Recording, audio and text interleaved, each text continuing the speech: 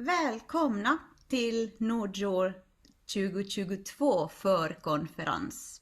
Welcome to the NordJour 2022 Pre-conference, Research on Nordic Journalism Education. This is a one-day virtual conference prior to the main conference. The pre-conference is organized by the Nordic Collaboration Committee for Journalism Education, also known as Nordiska samarbetskommittén för journalistutbildning, in collaboration with Nordicom, which is a center for Nordic media research at the University of Gothenburg. I'm Marit Jaakkola, and I'm chair of the committee and also co-director of Nordicom, and I'll be your host today. This year's edition of the pre-conference is especially adjusted to journalism educators who are interested in or curious of research. As we know, there are not that many forums for journalism educators to reflect on their teaching research-wise. Journalism education needs not only understanding about pedagogy and didactics or higher education, but also about the specific context of journalism, journalistic professionalism, journalistic cultures and practices. Neither of these is enough alone, but the knowledge needs to be combined, and that's why conferences and workshops in higher education pedagogy do not fully live up to our expectations. And conferences on journalism alone do not take into account the specific character of education and pedagogy.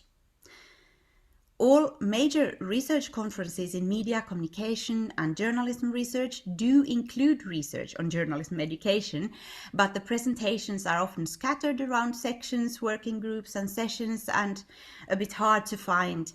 So we think that NordJour lärarkonferensen is a very good venue for discussing Nordic journalism education from research perspectives.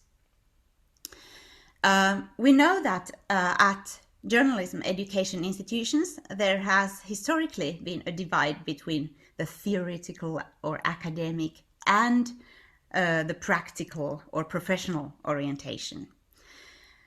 By organizing these kinds of events, we suggest that we should try to overcome the division and not think that if I'm an educator, research doesn't concern me.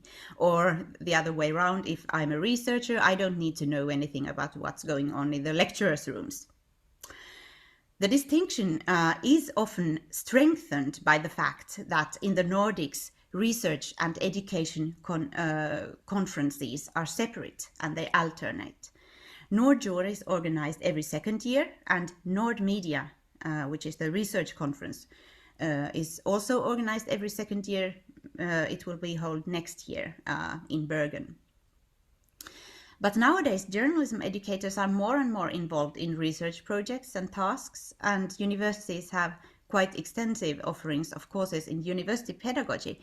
Many educators are there on these courses at least encouraged to reflect upon their teaching practices and see alternatives, to become reflective practitioners, as put by Donald Chern, and this may result in more research-oriented educators and education-oriented researchers. So the pre-conference is also a place where we can reflect upon the instructional designs, pedagogical solutions and didactic challenges that we have as educators. We can try to use it to document and develop these practices in research publications, while the NordJour main conference can be dedicated more to exchange of ideas and experiences immediately related to teaching. This is not the first pre-conference. The latest NordJour pre-conference was held in Iceland, and it actually resulted in an anthology, Becoming a Journalist, Journalism Education in the Nordic Countries, published by Nordicom. I guess you cannot see it, but it's here anyway.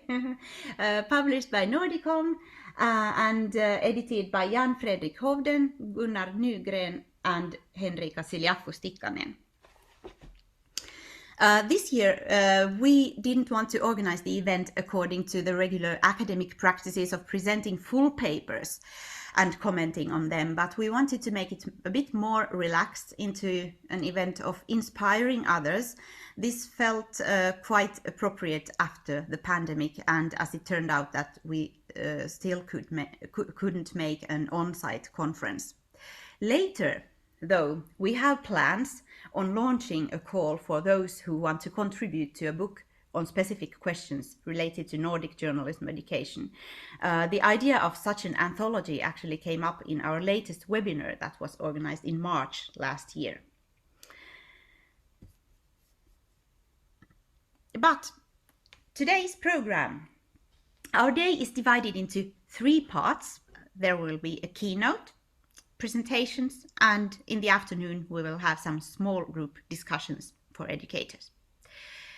We will have 5 presenters, or actually, 5 presenters who will reflect on how journalism educators should address the major challenges of our time, or how these challenges become visible in the classroom. However, I got a last-minute notice from Jenny Wijk, who told that she's ill. She has fallen ill. So I put Jenny to the end, and I will replace her and talk about artificial intelligence in journalism educator. But we will start with Tarje. So there is multiculturalism and multilingualism and globalization seen in his presentation. In Jenny's presentation, we had new and emerging technologies and journalists' relationship to these, which is also a challenge to reflect upon how we form different relationships to often very abstract things like the case of AI. Then we have the challenges of, or at least new ways of connecting to the industry, as in Hege's presentation. We have new ways of strengthening the theoretical and practical elements of journalism education and the academic skills of journalism students, as in Leena Ripatti-Torniainen's presentation. And we have new pedagogies, as in Panu Uotila's take on news games in journalism education. So please remember that you can be engaged all the time. You can leave your questions to the chat box and we'll pick them up afterwards. But you can also pose some questions in video if you want. Now let us introduce me introduce the keynote speaker, and I have the honor to leave the word to Nico Drok from the University of Windesheim, the Netherlands, who is also the former president of the European Journalism Training Association, EITA. And he has led a global survey study exploring journalism educators' conceptions about the future qualifications and competencies related to journalism. And his data has also included the Nordic countries. So it might be very useful to look at the global perspective and find ourselves there. So we are very much looking forward to hearing how the Nordic journalism educators can be seen in this context. Nico, please, the screen is yours. Thank you very much, Marit. Can you hear me? Is that okay? Okay. Now I will share my screen. So here we go. Where is it? It's here. Okay, can you see it? Okay. Sorry. Okay, thank you for introducing me, Marit, and thank you for the invitation to say a few words about my global research that is still going on. Well, the research part, the data collection has been done, but now the writing part has to be done, which is not that much fun, I think, but it has to be done. And I will talk, first I will talk a bit about the background of the research, and after that I will go into some of the outcomes. It'll be just cherry picking some of the outcomes, because it's otherwise we would have to use all day, and that would be boring for you.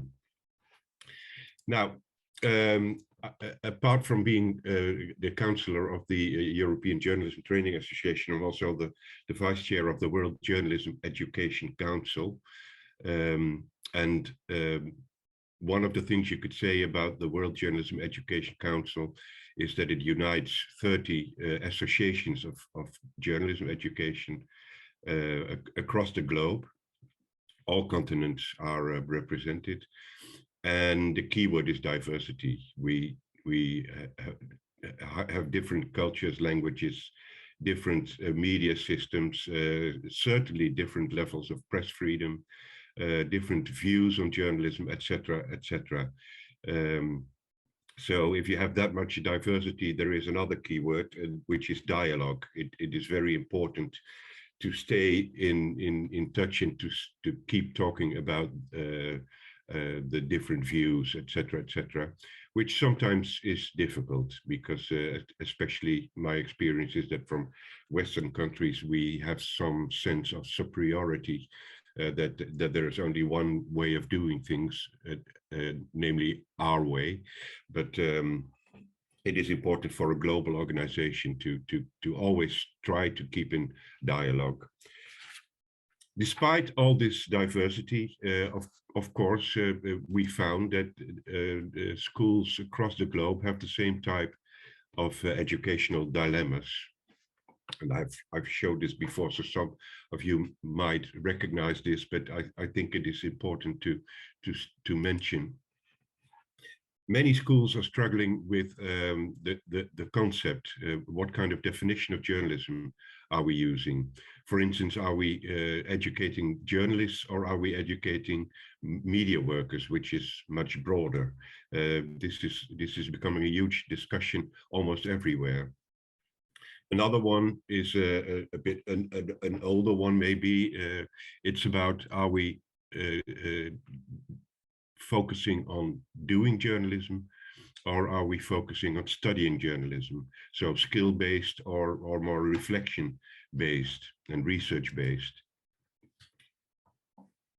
What is our focus? Training for a job or educating for a profession? Which are also two rather different approaches to journalism education. And I'm not sure how this is in the Nordic countries, but in the country where I live, these kind of questions are all often kept implicit. So there is no explicit discussion about this, which is a pity because it underlies all kinds of views. And another type of dilemma is, are we focusing on journalism as it actually develops, giving technological, economical, etc., forces, or are we focusing on journalism as we would wish it to develop? How do we regard our own position in that? Are we a player in the future of journalism, or are we just adapting to what happens in the field? We not only share these kind of dilemmas, but we also share the same kind of major trends in journalism, which are also not new, I think, to you. Over the past 2 decades, we have seen a trend of the ending of the monopoly of news for journalists. We have seen the ending of the scarcity of news, which has disrupted our business models. And news is seen as free by old as well as new, young, I mean. We see an ending of mass audiences, at least in most of the time. Sometimes there are still mass audiences, but nevertheless. And we see an ending of one-way sending in journalism, which was very popular in the past century, but now this is changing rapidly. So if you see all these endings, you see a model of the 20th century which was very successful, but now has come to its end. We need to think about what will define journalism in the 21st century. What are the things we should focus on? And it's clear that we need renewal. It's clear that we cannot go on in the old familiar way we used to do. There is a lot of literature. I just grabbed some examples which you probably will know about rethinking journalism, reconsidering journalism, rebuilding the news, reconstructing, etc., etc., etc. It shows the sense that we need innovation in journalism as well as in journalism education. But most of us have been at many innovation congresses in journalism as well as in journalism education. And often the experience is that after 5 minutes, we're talking about technology or we're talking about economics. There is always a strong focus on the means when we talk about innovation in journalism, the technological means and also the financial means. But of course, the debate should not only be about the means. It's important to talk about the means, but it's not the only thing. It's also important to talk about the goals of journalism, because the goals of journalism are also changing. What do we see as the roles of journalism in the future? What are the values we think are the most important? How do we define news? What are our news values? Are they the same as 20, 25 years ago, or are they changing? Now, there has been a lot of research, international research on journalistic roles and values. For instance, the Worlds of Journalism study, which you probably know or maybe are involved in, which is focused on professional journalists. We have the Journalism Students Around the Globe study, led by Volker Hanusch, which is focused on students, but there was a missing link, and that was the journalism teachers, which I think is a rather important group, at least when we accept that teachers get out of the follower mode and step into the innovator mode.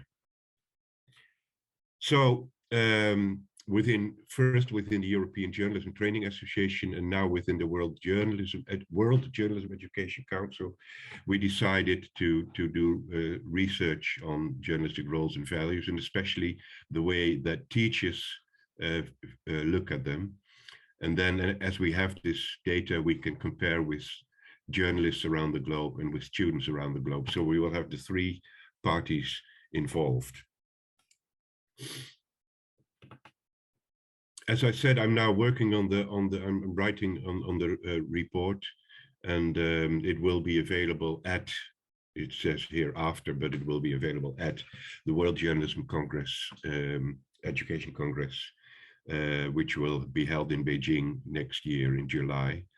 And for those who want to join that Congress, I welcome you from the bottom of my heart, but you have to write an abstract. And the deadline is 15 October, so please be fast. Now, some of the outcomes which you might interest you the most.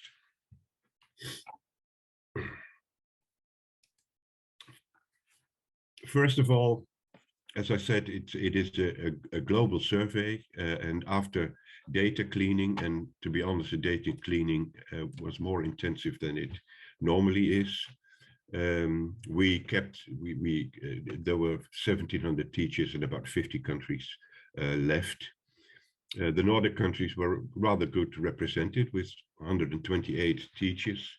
It can always be more, of course, but I think this is a rather good score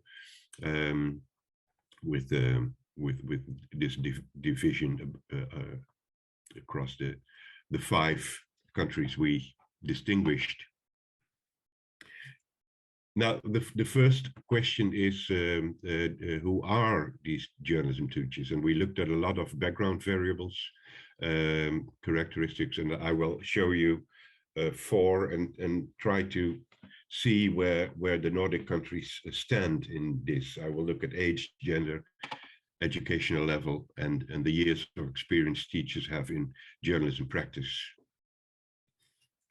Let me start by age. Well, here you have it. Nordic teachers are the oldest in the world. 9 out of 10 is 40 plus.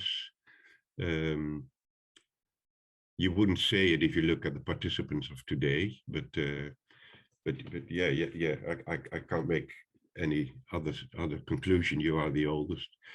The people in China are the youngest, and in Asia Pacific, and in general, the Asian countries have a younger population of teachers. For instance, in China, only 2% is 60 years of older, which also shows that journalism education itself is a bit younger venture there.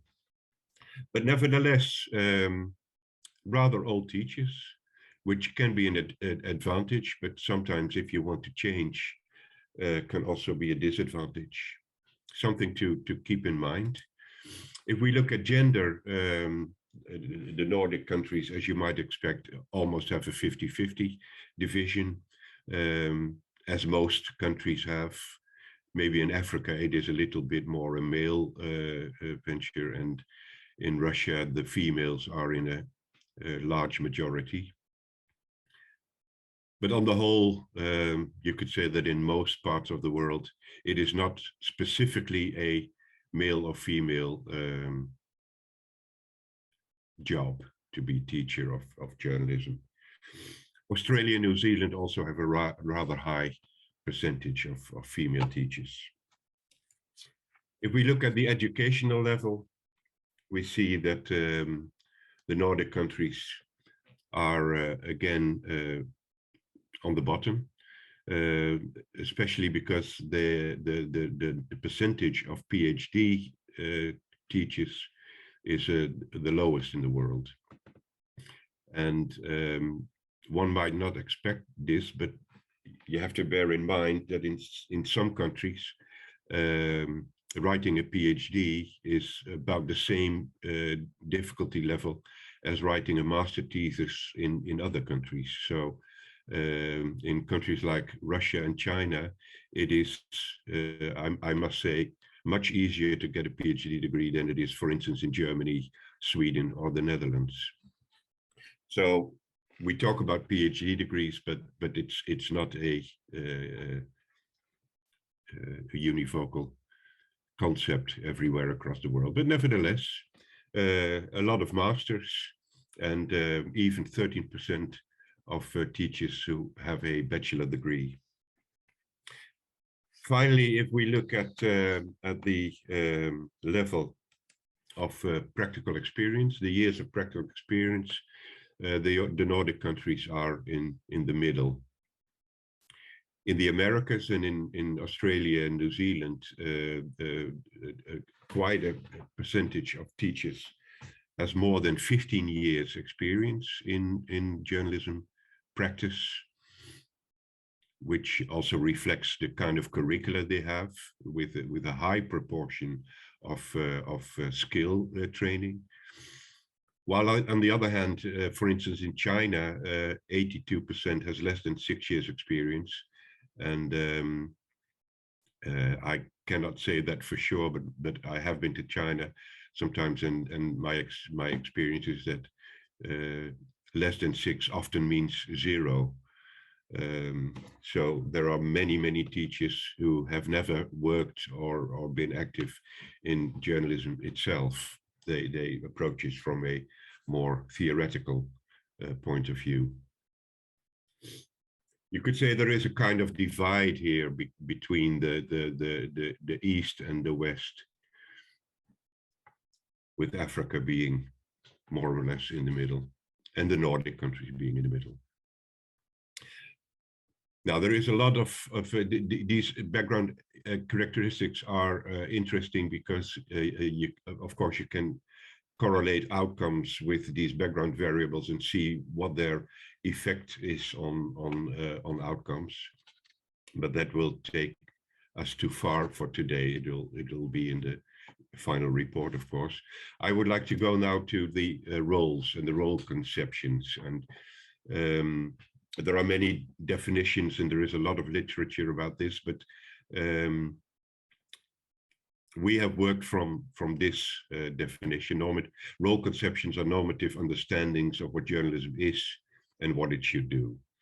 And to try to get some grip on this, we have used the type of questions which are mostly used in international research on role conceptions. Sorry, I have a bit of a cold. The respondents, in our case, the teachers, answered the following type of questions. There was a battery of questions, but compared to today, in the next 10 years, so that was the time horizon, in the next 10 years, the importance of the following tasks for professional journalists should become, not will become, but should become much higher, higher, same, lower, much lower, or don't know. And then there came many, many tasks and other things. We looked at the outcomes, of course, and we did factor analysis and PCA analysis, and we found that there are 4 major roles on the global level. And today I will focus on 2 of those roles because they are the most, let's say, distinctive in the international, in the global database. And these are the roles of the investigator, which is they're rather common, these roles. The investigator, which is about providing in-depth information, scrutinizing government, exposing social abuses, etc. These items delivered a reliable scale, alpha, with an alpha of almost 0.8. This is a kind, you could say, investigator, you could say, the kind of slower forms of journalism. And on the other hand, we have the disseminator role, which is more about fast journalism, the fast news, getting information to the public quickly, concentrate on bringing the latest news, but also concentrate on news that will sell and treat the people as consumers. That these items are strongly related is not something that is exclusive for journalism teachers. We also have found it in the journalism professional investigations around the world, and also within the group of students. So there is a rather solid body of research that points in the same direction. I will go into these 2 roles a little bit more. Especially how do teachers across the globe, and then teachers in the Nordic countries, view the future importance of these 2 roles. If we first look at the investigator role on the global level, we see that almost or about 80% of the teachers thinks that these roles, these kind of tasks, will become much more important or more important. So the importance is higher or much higher, which is a very high percentage, which you don't often find in these kind of surveys.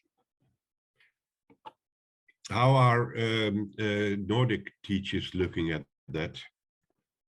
Well, I will show you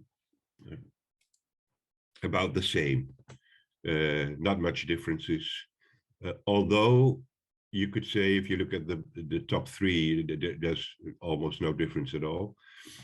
But if we look at the bottom 3, exposing social abuses and certainly monitor and scrutinize government, the European Nordic teachers are not that much convinced about the future importance, at least less than on the global level. I'll come to this later in another way. But anyway, if you look through your eyelashes, then you could say there is not a huge difference, maybe a little bit on the scrutinizing government part. Now, if we look at the disseminator role, we see less attachment of future importance. Getting information to the public quickly still is important, whether it's fast news or slow news. Journalists find it always important to inform the public as soon as they can. But most of the others have a score of 25% or even lower, especially if it is about the commercial part, consumer, or concentrate on news that will sell. But also concentrating on bringing the latest news has a minority of teachers that says that its importance will be higher or much higher in the future. Now, if we compare this with the Nordic view, we find we have the next result, and this is a huge difference. The Nordic teachers attach far less importance, far less future importance to the roles that are attached to disseminating news, to the fast news, to the commercial kind of news. In one way, it did not came, at least not to me, as a surprise.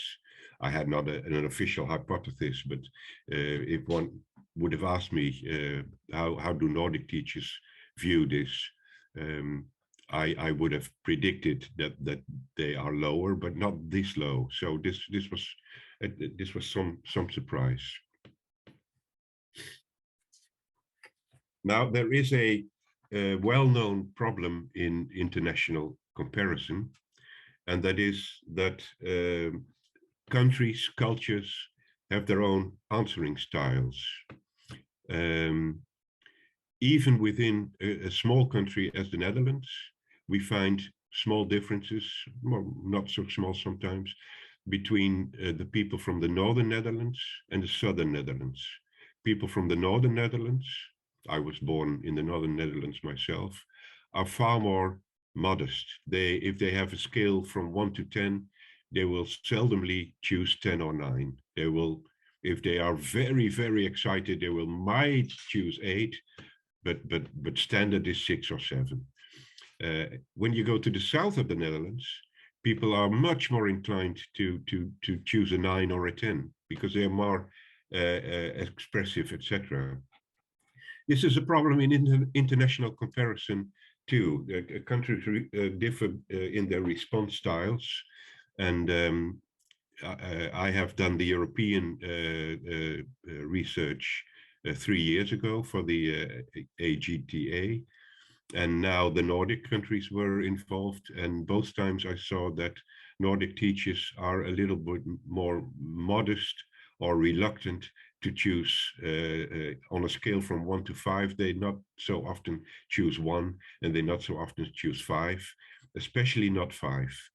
So therefore, we have 2 other ways of comparing. The first one was comparing the actual percentages, but another one is to compare rankings. So to have a list of tasks and to look at countries and say what is on number 1, what is on number 2, what is on number 3, etc. And the third way is to use indexes to take the average score of a country and to look at the relative position of each of the items. I've done both, and I will give you a glimpse of what the outcomes of those ways of comparison are. Therefore, we have distinguished 8 global regions. I have seen that the blue sting for the Nordic countries is a bit too large. It should have been a bit smaller. It almost, I mean, in this chart, even Great Britain is a Nordic country, and France, so that is not correct. And Greenland should, of course, be included. But anyway, you get the point. These are the 8 regions. I will not compare all 8 of them because the table would be too complicated and hard to read. But I took North America, Nordic Europe. North America is Canada and the US, by the way, and Russia and China. So we have the 4 major players in the world. Now, if we look at these rankings of 18 different tasks, the first thing that springs to the eye is that across the globe, we agree about the bottom 5. Whether you live in China or you live in Northern America or in the other regions, everybody, all teachers across the world, despite of their the media systems or whatever, their views on journalism, everybody thinks that concentrating on bringing the latest news, providing entertainment, make as many stories, concentrate on news it will sell, etc. Let's say that most of them are the disseminator kind of tasks, will not become that much more important in the future. When we look at the top 5, there is also a lot of consensus, but not as striking as the bottom. We see some differences. For instance, the global number 1 is the number 5 in the Nordic Europe. Stay away from stories that cannot be verified, which I did not completely expect, but anyway, it is something to have a look at. If we look at the global number 3, it is number 8 on the ranking of the Nordic countries, which is also something which I cannot completely explain because I'm not that familiar with your specific situation, but it would be interesting to see why this is the outcome. And another one that is interesting is the one about monitoring and scrutinizing government. On the basis of earlier research and visits, etc., I would have expected this to be not that high in Russia and China. They are not so much in scrutinizing their government. But I had not expected that Nordic Europe has the same ranking position. And it made that Russia and China are among those who have a rather low score for this one, makes that it is not in the global top 5. Although in countries like Northern America or in regions like Northern America, this one has a number 2 score. And in others, it is in the top 5.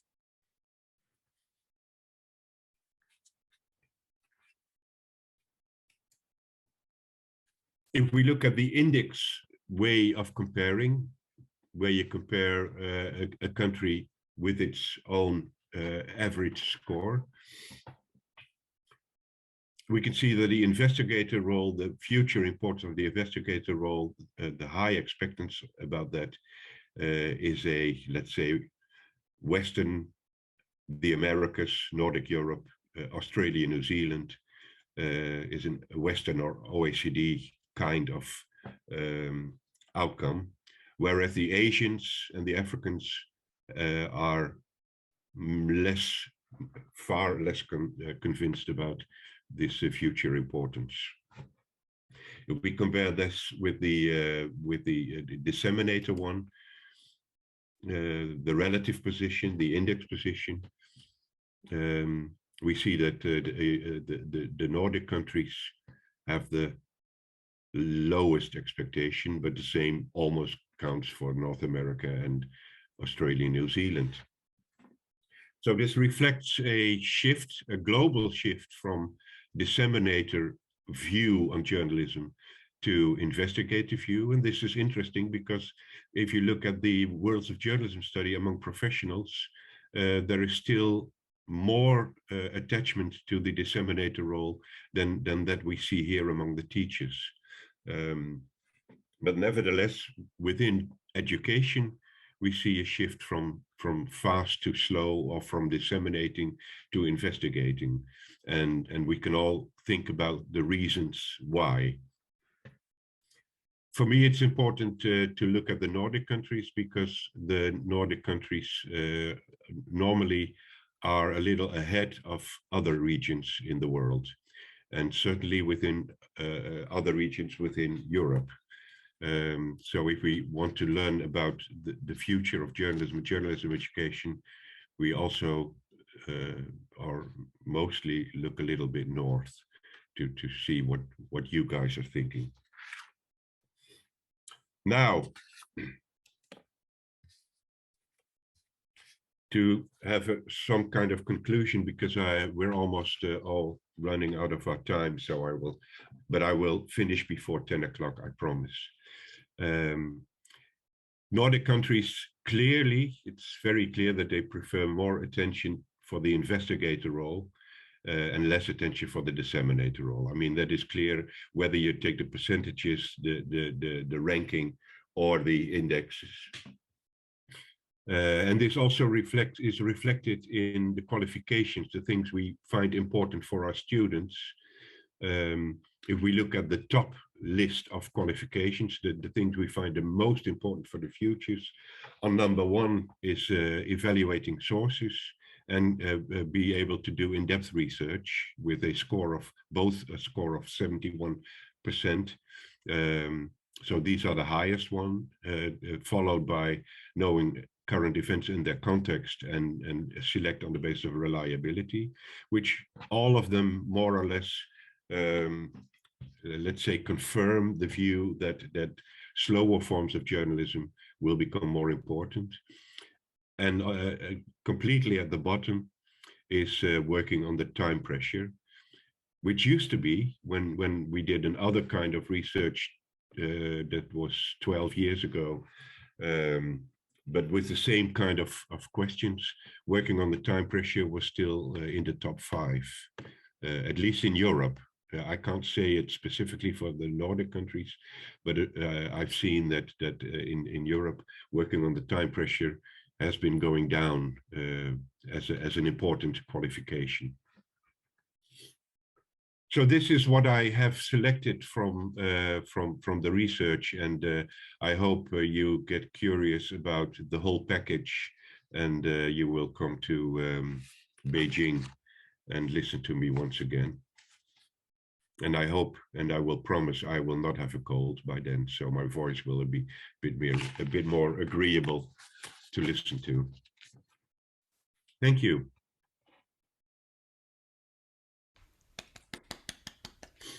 Thank you, Nico. Very interesting and very important work you have done, because journalism educators are those who are contributing to the future ways of how we see journalism and how we define journalism.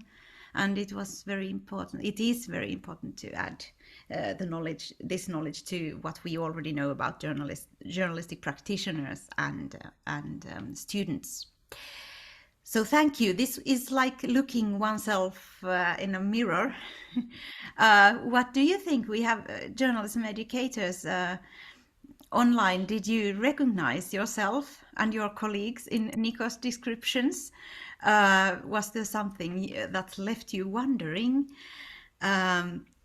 You can just raise your hand if you want to say something in video, or then leave your comments to the chat box. I see Terje has raised his hand. Please, Terje. Thank you so much. Thank you so much. This was really interesting to listen to, and it's the first time I see reliable statistics on who we are as journalism educators. Just a few comments. One thing that I found interesting is that when you look at those demographic patterns, it's like a reflection of what we see in the journalism industry.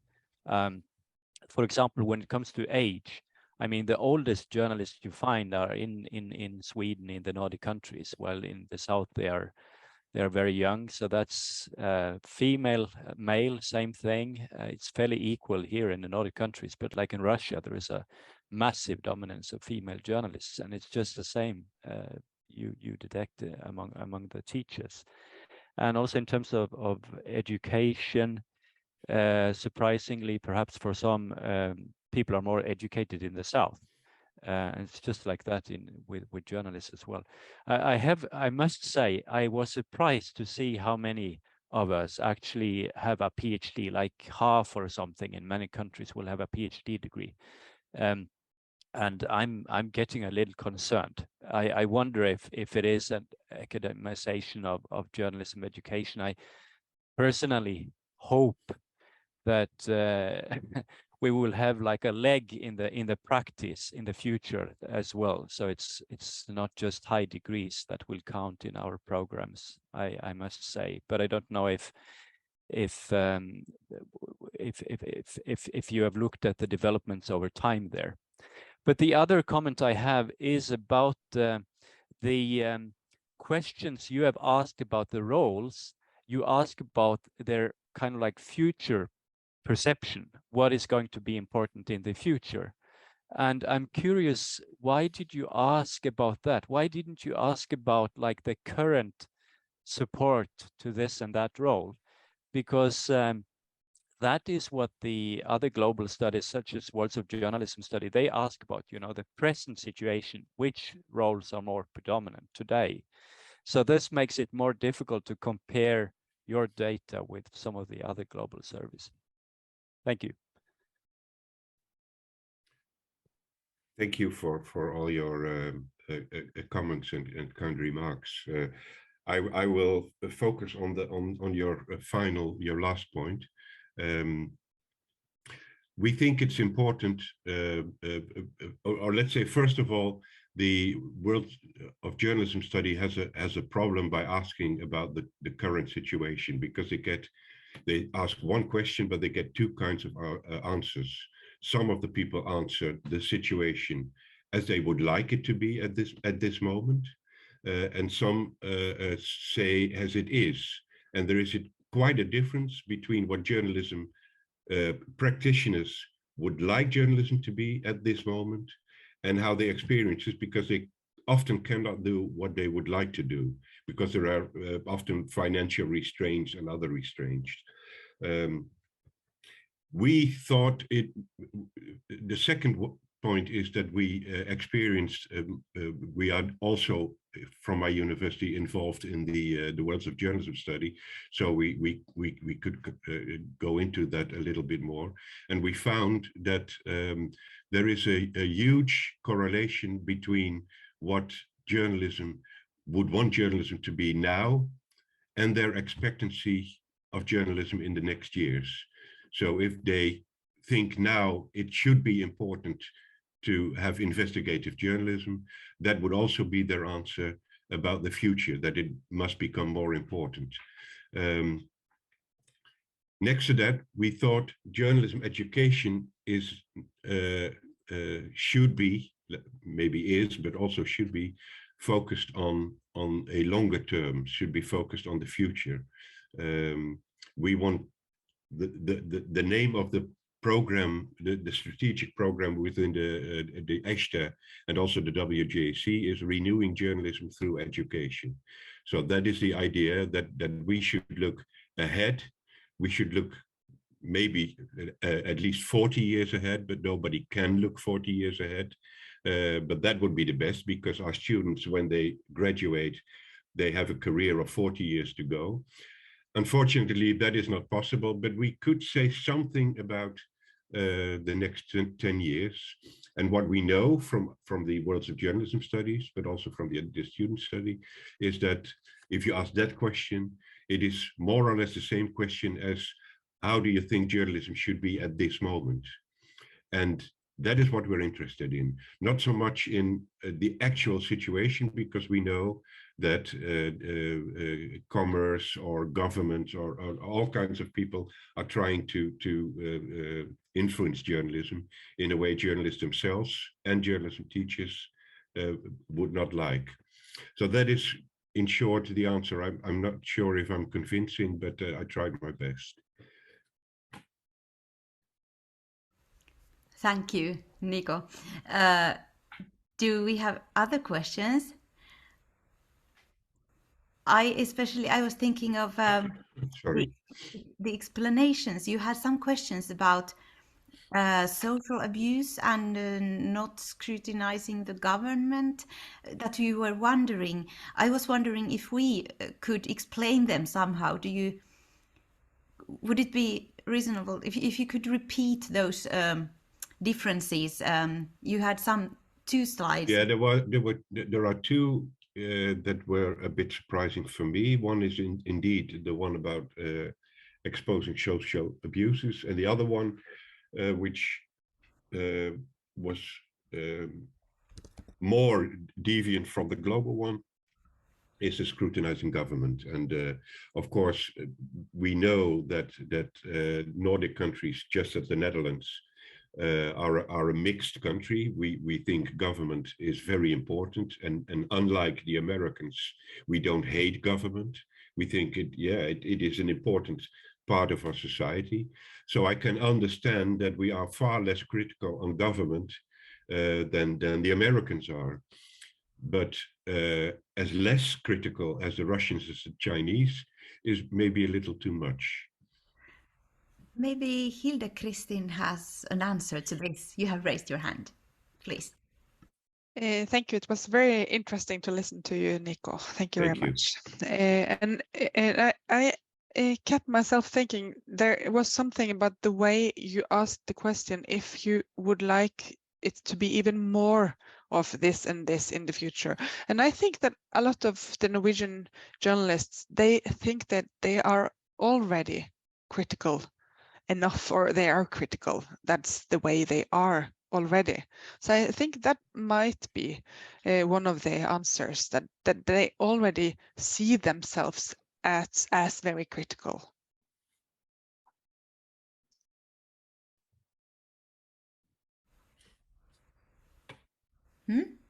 Yes, that is one of the disadvantages of the way of asking the questions, because it always is dependent on the basic level with which you compare it. On the other hand, I must say that often, as I said before, there's not that much difference in evaluating the future and evaluating the current situation. So if journalists think they are on a high level of scrutinizing government, they think that is important, and they are often rather likely to say that this is also important for the future. At least I think that in America, for instance, journalists are very critical on government, but they have scrutinizing government on the second place. So they have a very high level, much higher than we have in Europe, but still they think it is number 2 in the ranking. So it is complicated, and but I would very much like your explanation if I have to choose. Thank you. Before letting Gunhild ask her question, I was thinking that in the Nordic countries, the new paradigms of journalism, like the positive news, the constructive journalism, or solution-based journalism, or conciliatory journalism, as you say in Finland, they have had quite a breakthrough during the past years. They have earned a lot of support among practitioners and even journalism educators. So might that be visible to some extent? Just a reflection. But Gunhild, please. Hi, thank you. And thank you so much for a very interesting presentation. I was just thinking aloud about why it wasn't so important for the Nordic teachers. And maybe it has to do with trust in the government. You know, that they have a lot of trust in the government, and maybe that's why they don't find it that important to put it like first, because there's other things that's more important to look into than the government. I don't know. It was just a thought listening to you. I was also wondering about, because you said it in the beginning, you have this gap between teaching for the best of society and teaching for the best for the industry. And you can see from your answers, I guess, that teachers are quite idealistic, that it's not that much for the industry, it's more for the society. And for instance, you said that time pressure was very low. It was not what was important, teaching for students to cope with the time pressure, but the industry, I guess, would put that quite high. So I was just wondering, where did you see the major differences between the industry and the teachers? Where was the gap the widest? I must say I have not yet systematically compared the two. Mm-hmm. This is one thing that is on the agenda still. My first priority now is to write the research report. But nevertheless, of course, I have some ideas. And the problem is that if we talk about the industry, we're talking about two separate things. We're talking on one hand about professional journalists, and we have data of them. And professional journalists do not differ that much from journalism teachers, at least when they describe the situation they would like to have at the moment.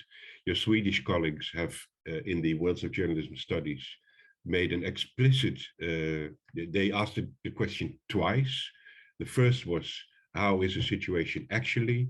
And the second is, how would you like the situation to be at this moment? And there were huge differences between the two. But we did not in the world did the same kind of research on captains of industry, captains of the news industry. And my hypothesis would be that if you would do that, and you would ask the let's say the bosses, then time pressure would get a very high score, especially in the newspaper industry, including online, etc., because in all of the world that is the commercial part of journalism. Broadcasting often is public or partly public, except from the United States, you could say. But in our part of the world, we have this strange division between press is commercial and broadcast is public, which will of course change in the course of this century because of digitalization. This is a difference you can is not holdable, it's not tenable for the longer term. But that's another discussion.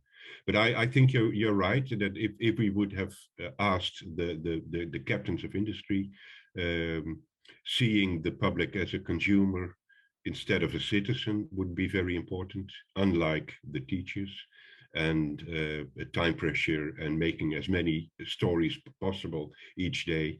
The disseminator ones would have a high score. This is one of the tensions, of course, we have in journalism. Journalists and journalism teachers focus on the cultural function of journalism, while bosses focus on the economic function of journalism. Simply said, but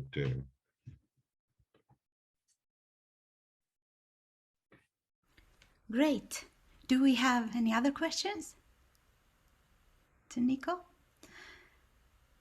If not, we want to thank you very much for sharing your findings so far, and we are looking forward to the Beijing conference.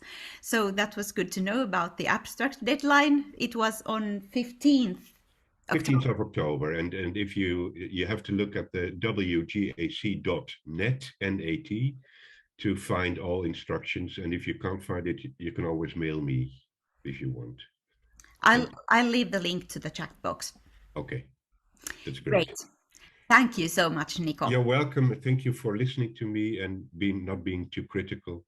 And we'll see each other again, I hope. Have a good day. Thank you.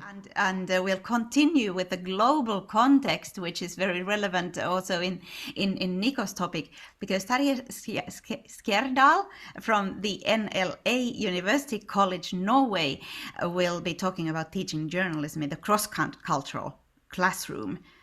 We will continue along the global dimension, as you said, and my starting point is that several of us are engaged internationally. There are a number of Nordic journalism programs that are engaged in projects in the south here at NLA, which is placed in Kristiansand in Norway. We have been engaged in many places, but particularly in Africa. And before I go to my presentation, I have been allowed to share just briefly one initiative that we are working on right now, and that is the Afromedia Network. I hope you can see the site here. This website is through a project that we have with the universities in South Africa, in Uganda, and in Rwanda. And we're setting up a platform for media researchers concentrating on Africa. And as you might see, this is very, very similar to the NordMedia network that most of us know about. So Nordicom is clearly supporting this and has been very, very, very generous to provide the platform that we are now kind of exporting to Africa. So I just wanted to show that to kind of demonstrate the Nordic entrance into global media studies and journalism teaching. So to my real PowerPoint presentation. That's it. Okay, and then no, that's not correct.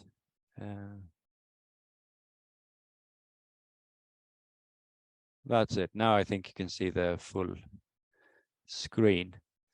Right, so teaching journalism in the intercultural classroom or cross-cultural classroom. So again, the starting point here is that several programs in the Nordic countries have been engaged in research and education in places in the south.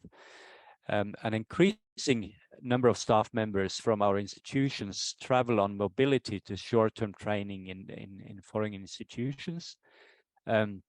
So that's one thing. The other thing is that at the same time, the student body in our own local programs here in the Nordic countries is becoming increasingly international.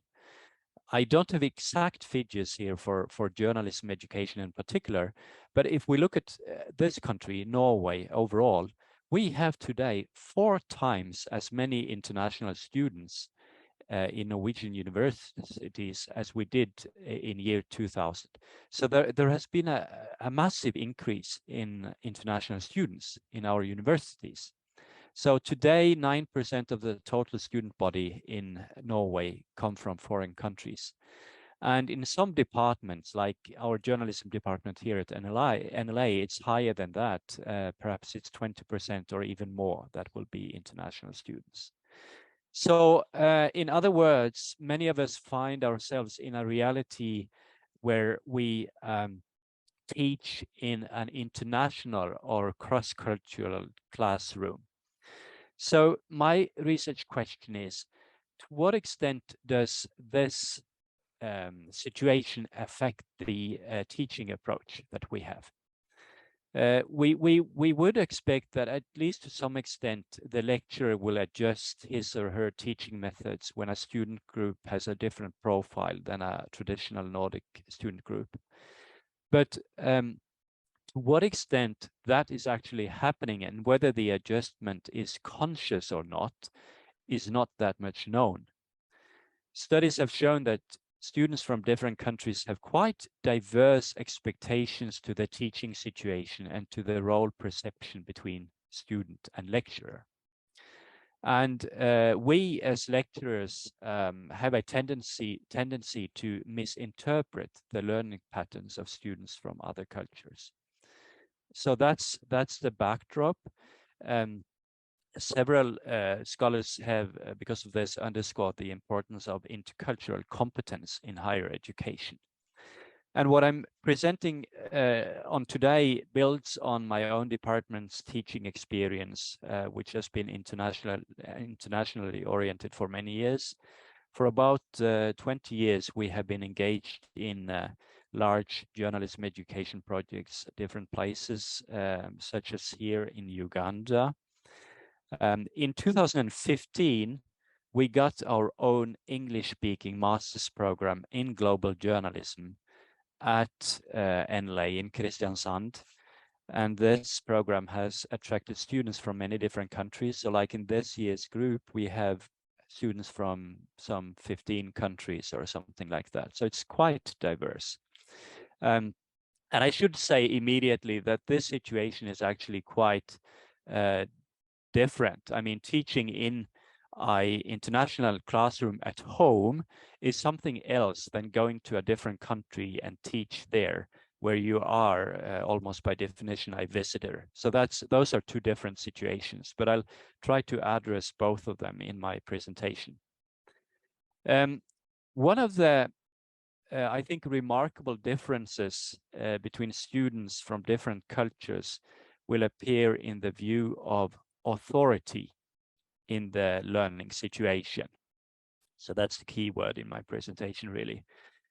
Students from various countries in the South have high expectations to the lecturers as academically superior, while the trend in Nordic pedagogics is to downgrade the authority of the lecturer and emphasize participatory learning with high degree of student involvement.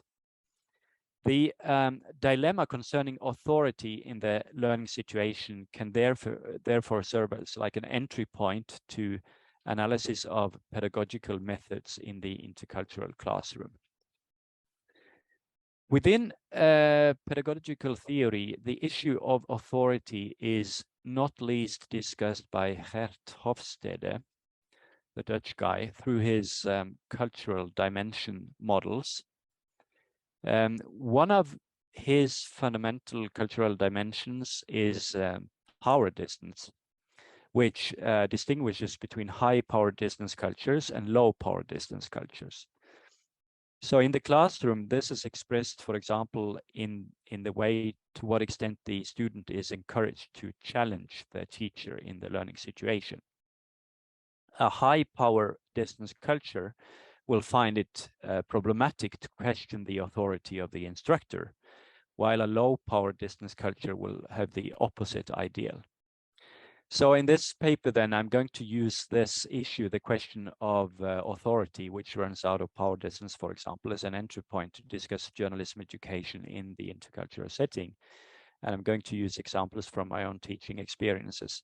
But before I do that, let me just quickly mention 3 of the other originally 4 cultural dimensions. There are 6 here, but that's because he added 2 later on. But the 4 basic ones, power distance first, and then we have the individualist dimension.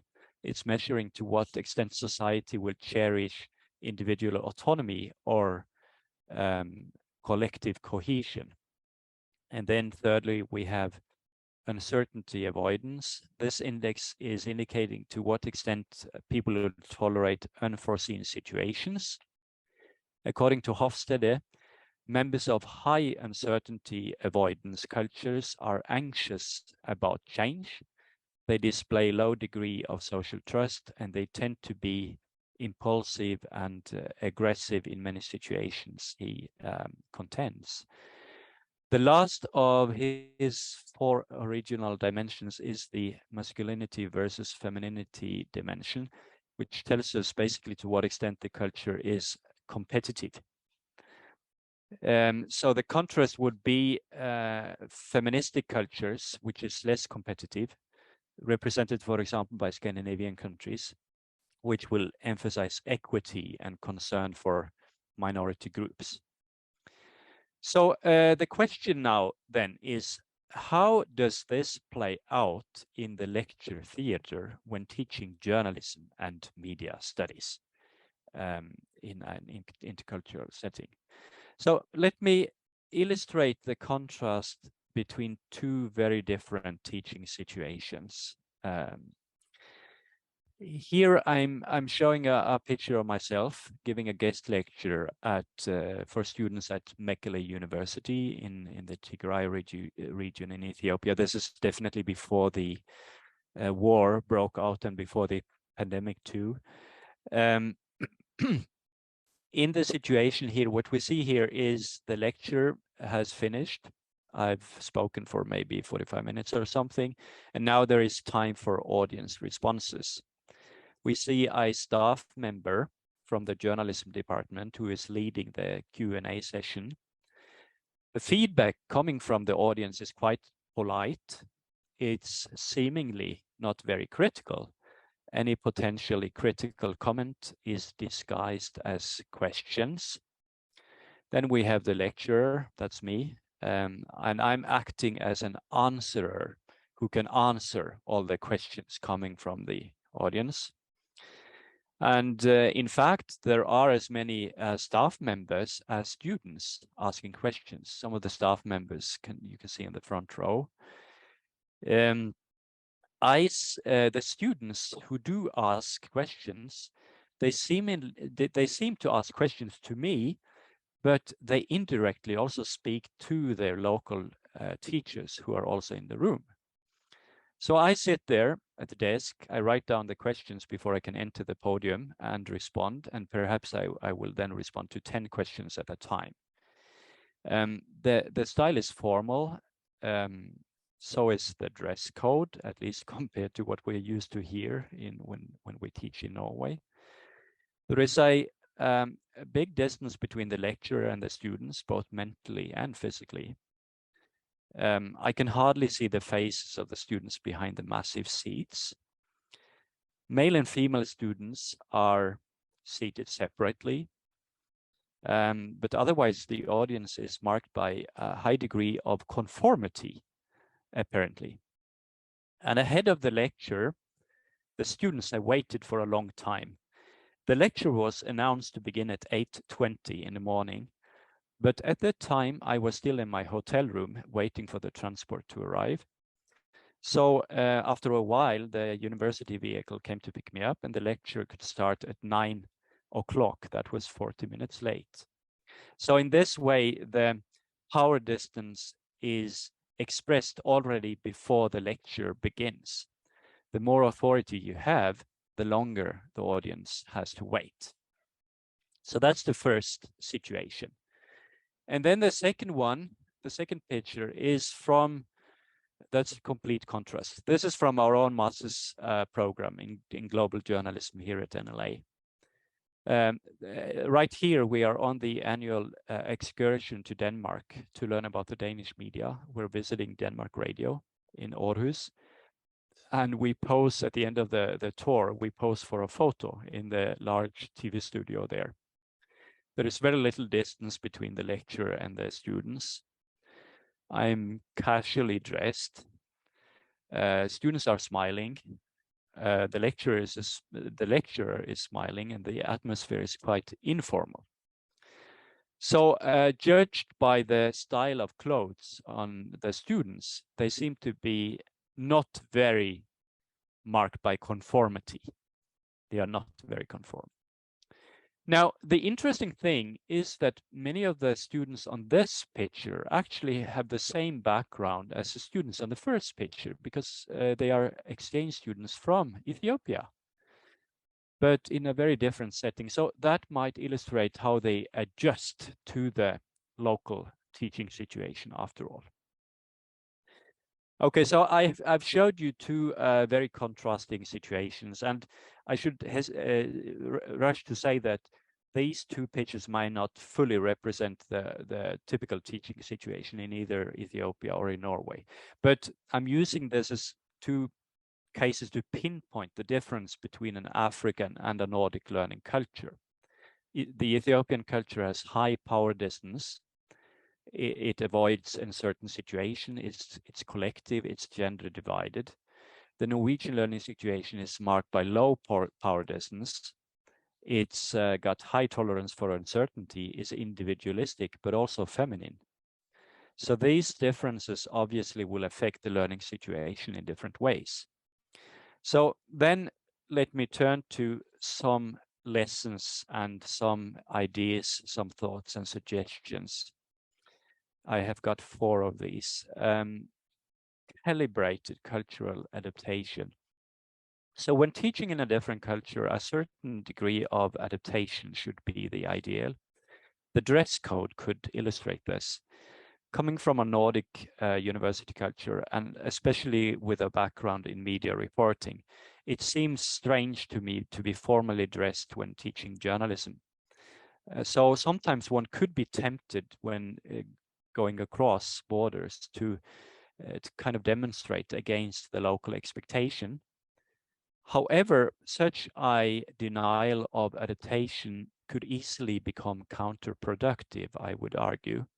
If you come to class in t-shirt and jeans in a high power distance culture, you risk losing authority before you have uttered a single word. And on the other hand, giving in too much to the local tradition may also be less desired. Is it, for example, justified to arrive 40 minutes late for the lecture to achieve authority? After all, it's misuse of people's time and therefore degrading.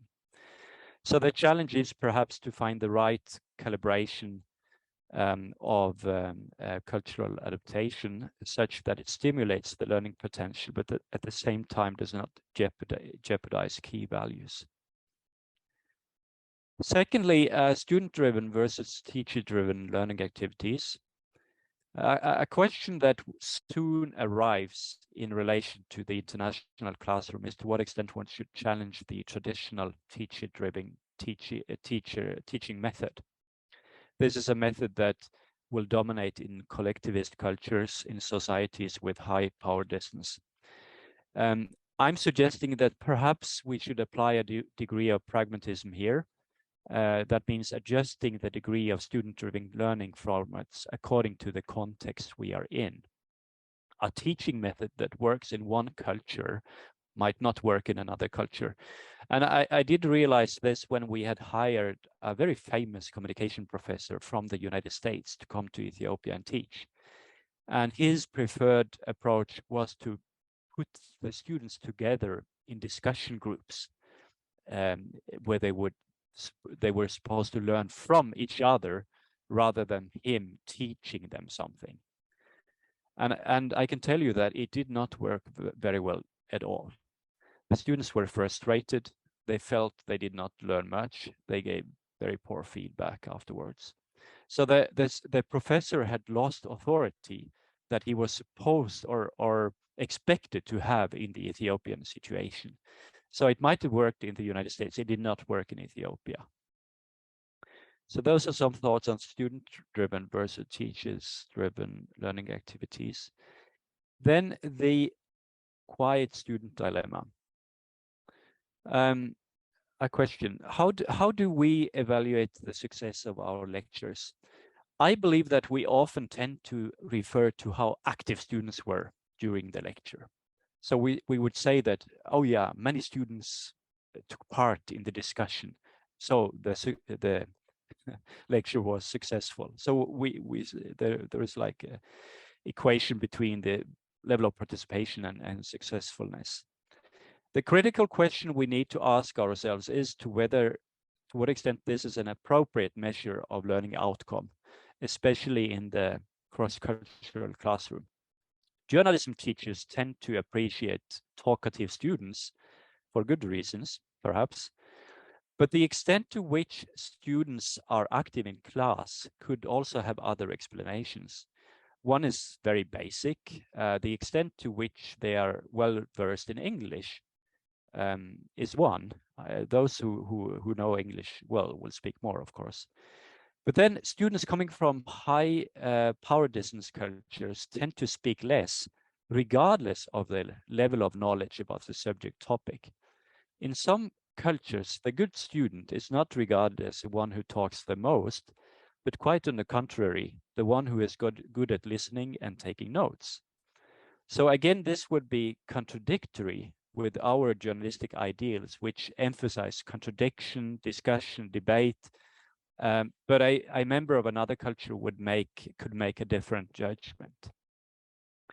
And then I'm turning to my last point in my presentation, formal versus informal authorities. I'm returning to the question of authority. Our basic perception might be that formal authority is something that other cultures are preoccupied with. And the whole rationale for journalism is to question authority, to break down the asymmetrical patterns of power. That's what we might think. In the Nordic countries, we tend to have a distaste for authority. For example, in the supervision relationship between student and supervisor, the supervisor will avoid giving authoritative answers to the student, but we will encourage the student to come with their own, answers. But I will suggest that formal authority is highly present in our own culture too, but we might not be fully conscious about it. Take, for example, the grading system. It's very, very formal. In my country, in Norway, there is no way that a student can come to the lecturer and discuss the grade and expect the lecturer to have the power to change the grade. Instead, the student has to lodge a complaint to the student administration, and it's anonymous to the lecturer. So it's a very formalized system where authority is formally placed and defined. But in other cultures, the lecturer might have high degree of informal power and can change the grade even if it's not stated in any regulation. So what I'm suggesting is that authority is highly present in the Nordic system too, but it appears in other areas that what we usually associate with authority and power. Well, I think I've spent my time, so I'll basically end there. Those are some of my thoughts about teaching in the intercultural setting. Thank you very much. Thank you, Tarje. Very, very inspiring and important for us. Also, with regard to the fact that people are even here at home have increasingly have multicultural backgrounds, and they might be multilingual or come from minority groups or from abroad, and we are not that much bound to one single norm of language, culture, and journalism anymore, I think. And I myself, I realized about a decade ago, students were starting to ask questions about why it's not about global journalism, why it's not about international ways of reporting. We were very bound, at least in Finland at that time. I was teaching in Tampere at the journalism education there, where we were very bound to the language, to the Finnish language, to the Finnish conditions, and I think that has been changing a bit. And you had these two types, teaching in an international classroom at home and teaching abroad, and these are very different conditions. But I would also add teaching about international journalism in a non-international classroom at home. This is very important to think of. And I don't know how much universities are providing training for journalism educators or teachers in higher education in more general about these issues. I don't know about your home universities. I at least had the possibility to attend a course, how to teach multicultural groups. It was an online course, but I hope universities are increasing that kind of offerings for university staff. Do we have any questions to Terje about the teaching styles? I see Gunhild has raised her hand, please. Hi, and thank you, Tarje. It's really interesting to look at the pictures and the contrasts here. I was just wondering if you think about learning outcomes. That's the goal, right? That the students should learn something from these teaching environments. And did you have I don't know if you did research on this, or if you have like a feeling of if these Ethiopian students, when they're put into another learning environment and they learn in a different way than they're used to, is their learning outcome also better, kind of, because that's the ideal here in Norway, right? That the students tend to get deeper learning, etc., if they learn in this active way. But does this also work if you're kind of used to another way of learning, if you understand what I'm trying to ask here? Yes, I do, and I'm glad you said, do you have a feeling? Because this is based on my feelings. I don't have any objective data on this or surveys or anything. But my feeling is that students, international students, adopt to a surprisingly big degree to a different setting when they go across boundaries. And I can say this because I've been teaching journalism in Ethiopia for so many years in different universities there, so I'm used to that setting, and I've been doing it here now for a number of years, and they become much more talkative here and everything. What I do not know, objectively speaking, is to what degree it affects the learning outcome. Their feedback is quite positive. They give, a massively positive feedback after being part of this culture. They typically emphasize that they are being appreciated, they can talk and all of this. But at the same time, I'm always a little bit critical when I see feedback from international students, because many of them are, especially those from Ethiopia, would be on scholarships to come here. They might want to give positive feedback just because of the fact that they got the grant to go here. So, but about the learning outcome, well, as you can hear, I don't really have objective data to give on that. My sense is that, generally speaking, to have to make students active, to make them actively participate, will enhance learning outcomes, generally speaking, but not necessarily. It needs to be planned. I mean, the easy thing is just to throw out, you know, a question about and ask students to discuss it, and I don't always see that as leading to the desired learning outcome. You see they are active, and I think that's cheating us a little bit, because we see they are very active, but the fact that they're active, the fact that they are, and sometimes what they are sharing from their experiences can be quite superficial, and that is one of the tricks in international teaching, that you tend to somehow appeal to that which is immediately available, and you stick to the surface, and they will just share their immediate experiences about something, but that is not equal to actually having a full learning outcome, I think. Okay, anyway, that's some of the thoughts. Thank you, Tarje. Stefan has raised his hand. Yeah, thanks a lot. I hope you can hear me. I'm Stefan Mostrup. I'm with the Danish School of Media and Journalism. And I sort of arrived in the middle of your presentation, so I'm not sure you already touched upon this. So excuse me if you already did. But I currently teach a quite international cohort of around 90 master students coming from around 40 different nationalities and cultures. And actually on the first day of teaching, which was like here early September, which was still a sunny day in Aarhus in Denmark, I was wearing shorts. And of course, there was some practical reasons for doing so, because the weather was warm, so why not show up in shorts?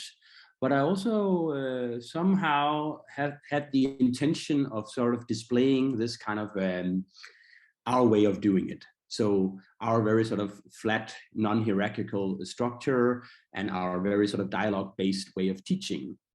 But I was curious to know a little about your experience of sort of striking a balance between showing our way of doing it and then also maintaining a level of authority that is probably needed still in order to have a professor-student relationship. And I know it's kind of a broad question, but I'm just curious on your thoughts about this difficult balance.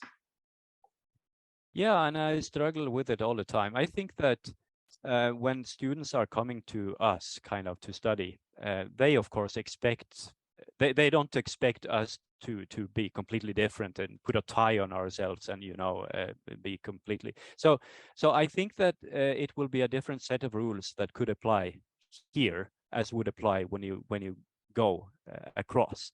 But I've seen some terrible examples where we have hired people from different countries to come to Africa, and they have not understood how important it is to. And it's also about respect. We tend to think that respect is poor. Respect is something that is kind of this, but we have not understood the kind of complexities in the society. So striking the balance, I can't give you any answer. I think that I think we need to be a little bit relative to whether we are teaching in Aarhus or in you know, Addis Ababa, basically. But thanks very much. I recognize clearly the situation. Thank you. Then we have Hilde Kristin. I just wanted to say that we have to mix these two international groups in January when we plan to go to Aarhus with our international students. That would be very fun, Stefan. Sorry, you were mentioning how to mix it? We have also a group of international students here at Gymnokollen, and every January we go to Denmark with this group, and we go to the DMJX and to DR, and we should mix these two groups with international journalist students. That would be amazing. Yeah, that could be really interesting. Yeah, we really need to talk. So you came in a little bit late, but we have this annual study tour to Denmark. Of course, for the past 2 years we haven't been able to do it, but we will resume now in January. And one of the things we get is a lecture from your school. And yeah, but we'll talk. Please reach out, and if any of you have happen to join a CREA conference in October, then that's just next door to us. So please reach out in person at that time. Then, thank you. Good. Great collaborations emerging. That's good.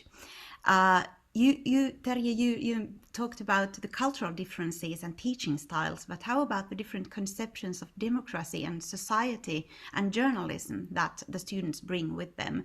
Maybe if we are not even talking about the same issue, because journalism is not journalism everywhere, like we regard it or see it.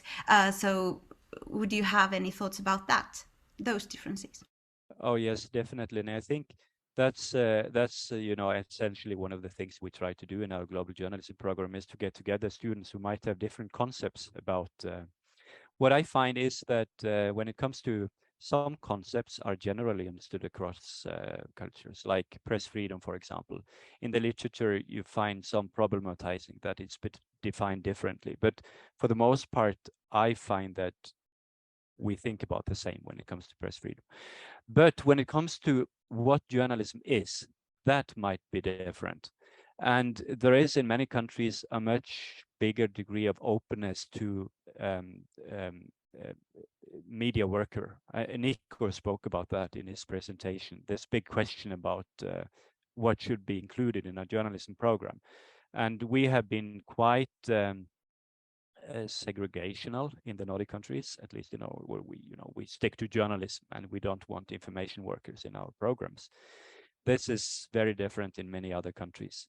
So, and we have this discussion every year. And generally speaking, I find that the students from the South are more open to have a less defined boundary of journalism.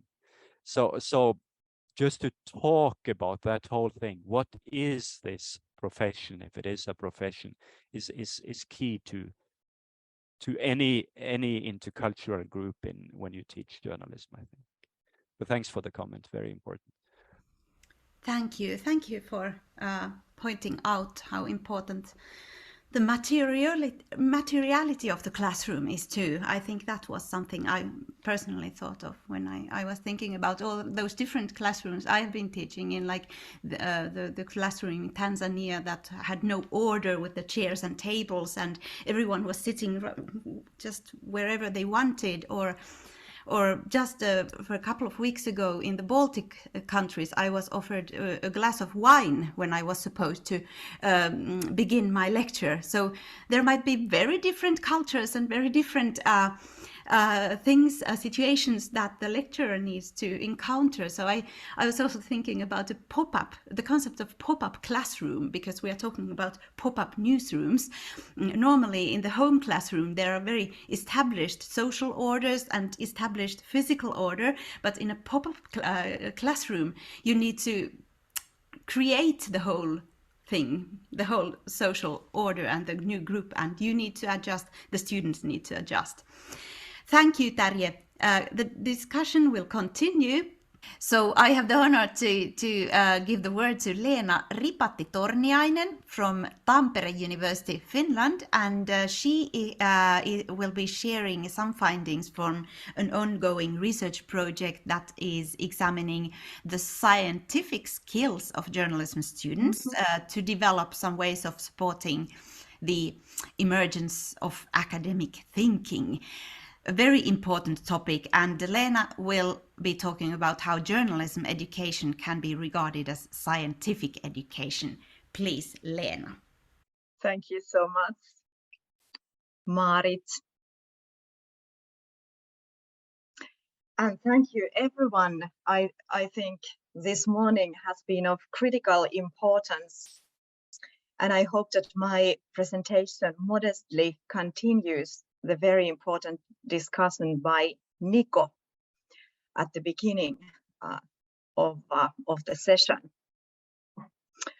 As you see, I'm talking today about a topic that might not be among the most usual ones in journalism research and journalism education, and it's research. But before going further, given that most of you don't know me, and perhaps many of you have never even seen me before, I'd like to share some basic background information or details about myself. I completed all degrees in journalism in Finland, the PhD degree included. But after that, there developed two academic careers for me, neither of them in journalism so far. First of all, there became some sort of career in media and communication studies at the University of Helsinki, which is not providing journalism education, but provides a rather theoretical degree in media and communication studies. And then another career in higher education pedagogy, again at the University of Helsinki, and then also at Tampere University. I had studied educational sciences as well after my PhD, and I also hold the teacher qualification in Finland. These factors perhaps contributed to the fact that a sort of a career opened to me also in higher education pedagogy. I've been doing the both relatively simultaneously, and the current research project about which I'm talking to you today kind of brings these two backgrounds nicely together. Tampere University and the University of Jyväskylä here in Finland received a 2 years funding for this kind of project 2 years ago. As you see, the project is funded by the Helsingin Sanomat Foundation, which is a media foundation in Finland. So this is sort of a nice little detail that a large media company is now funding a project about the scientific character of journalism education. So our emphasis is not on how students learn journalism in practice. Our emphasis is quite the contrary, on what they learn about research and science during their degree studies in research universities. In the title of the project, a special emphasis is put on the development of scientific thinking, but we have adopted a more broad approach, and we investigate scientific knowledge, scientific thinking, and how these two advance students' self-reflection and self-regulation. The project is led by Leena Mikkola, who is an associate professor in communication at Tampere University. So importantly, the project overall addresses both degree studies in journalism and degree studies in communication. But today, with you, I only talk about the journalism side of our project. When I began working as a researcher in this project, I soon realized that we are dealing with an under-investigated research topic. It's clear now that most journalists internationally receive education in higher education programs. But it seems to be similarly clear that recent studies of journalism education still emphasize the professional, even vocational orientation of university studies rather than the research and science orientation of university studies. Also, what I found out is that the recent studies of journalism education mainly stay outside the international scholarly debates on higher education generally. And to clarify the context of Finland a little bit, I'd like to say that the Finnish research universities, such as Tampere University, the University of Jyväskylä, and the University of Helsinki, the Swedish School of Social Science, that provides the Swedish medium journalism education in Finland, that all these programs provide degrees all the way from bachelor's degree to PhD degree. And all degrees involve research studies. It was very interesting to hear Nico commenting on the kind of that how demanding the master's and PhD theses are in the Nordic countries, and indeed the master's thesis and the PhD thesis in the Finnish journalism programs are extensive and time-consuming.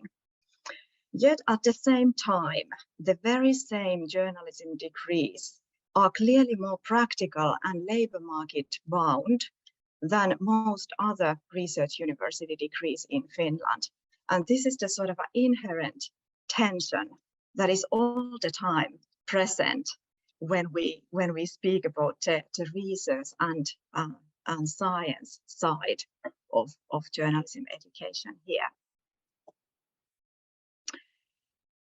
We have wanted to raise some scholarly contexts and some societal contexts in our project. And here you see an example of a scholarly context, a very influential debate in higher education research generally, addressing the critical importance of theoretical knowledge in university studies.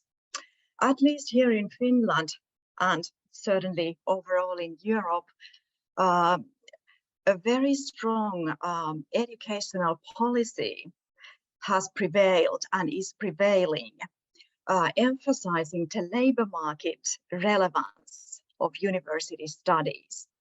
But despite the fact that we have such policies and that they clearly influence the degrees we are providing, researchers themselves have strongly emphasized the importance of theoretical knowledge in university studies.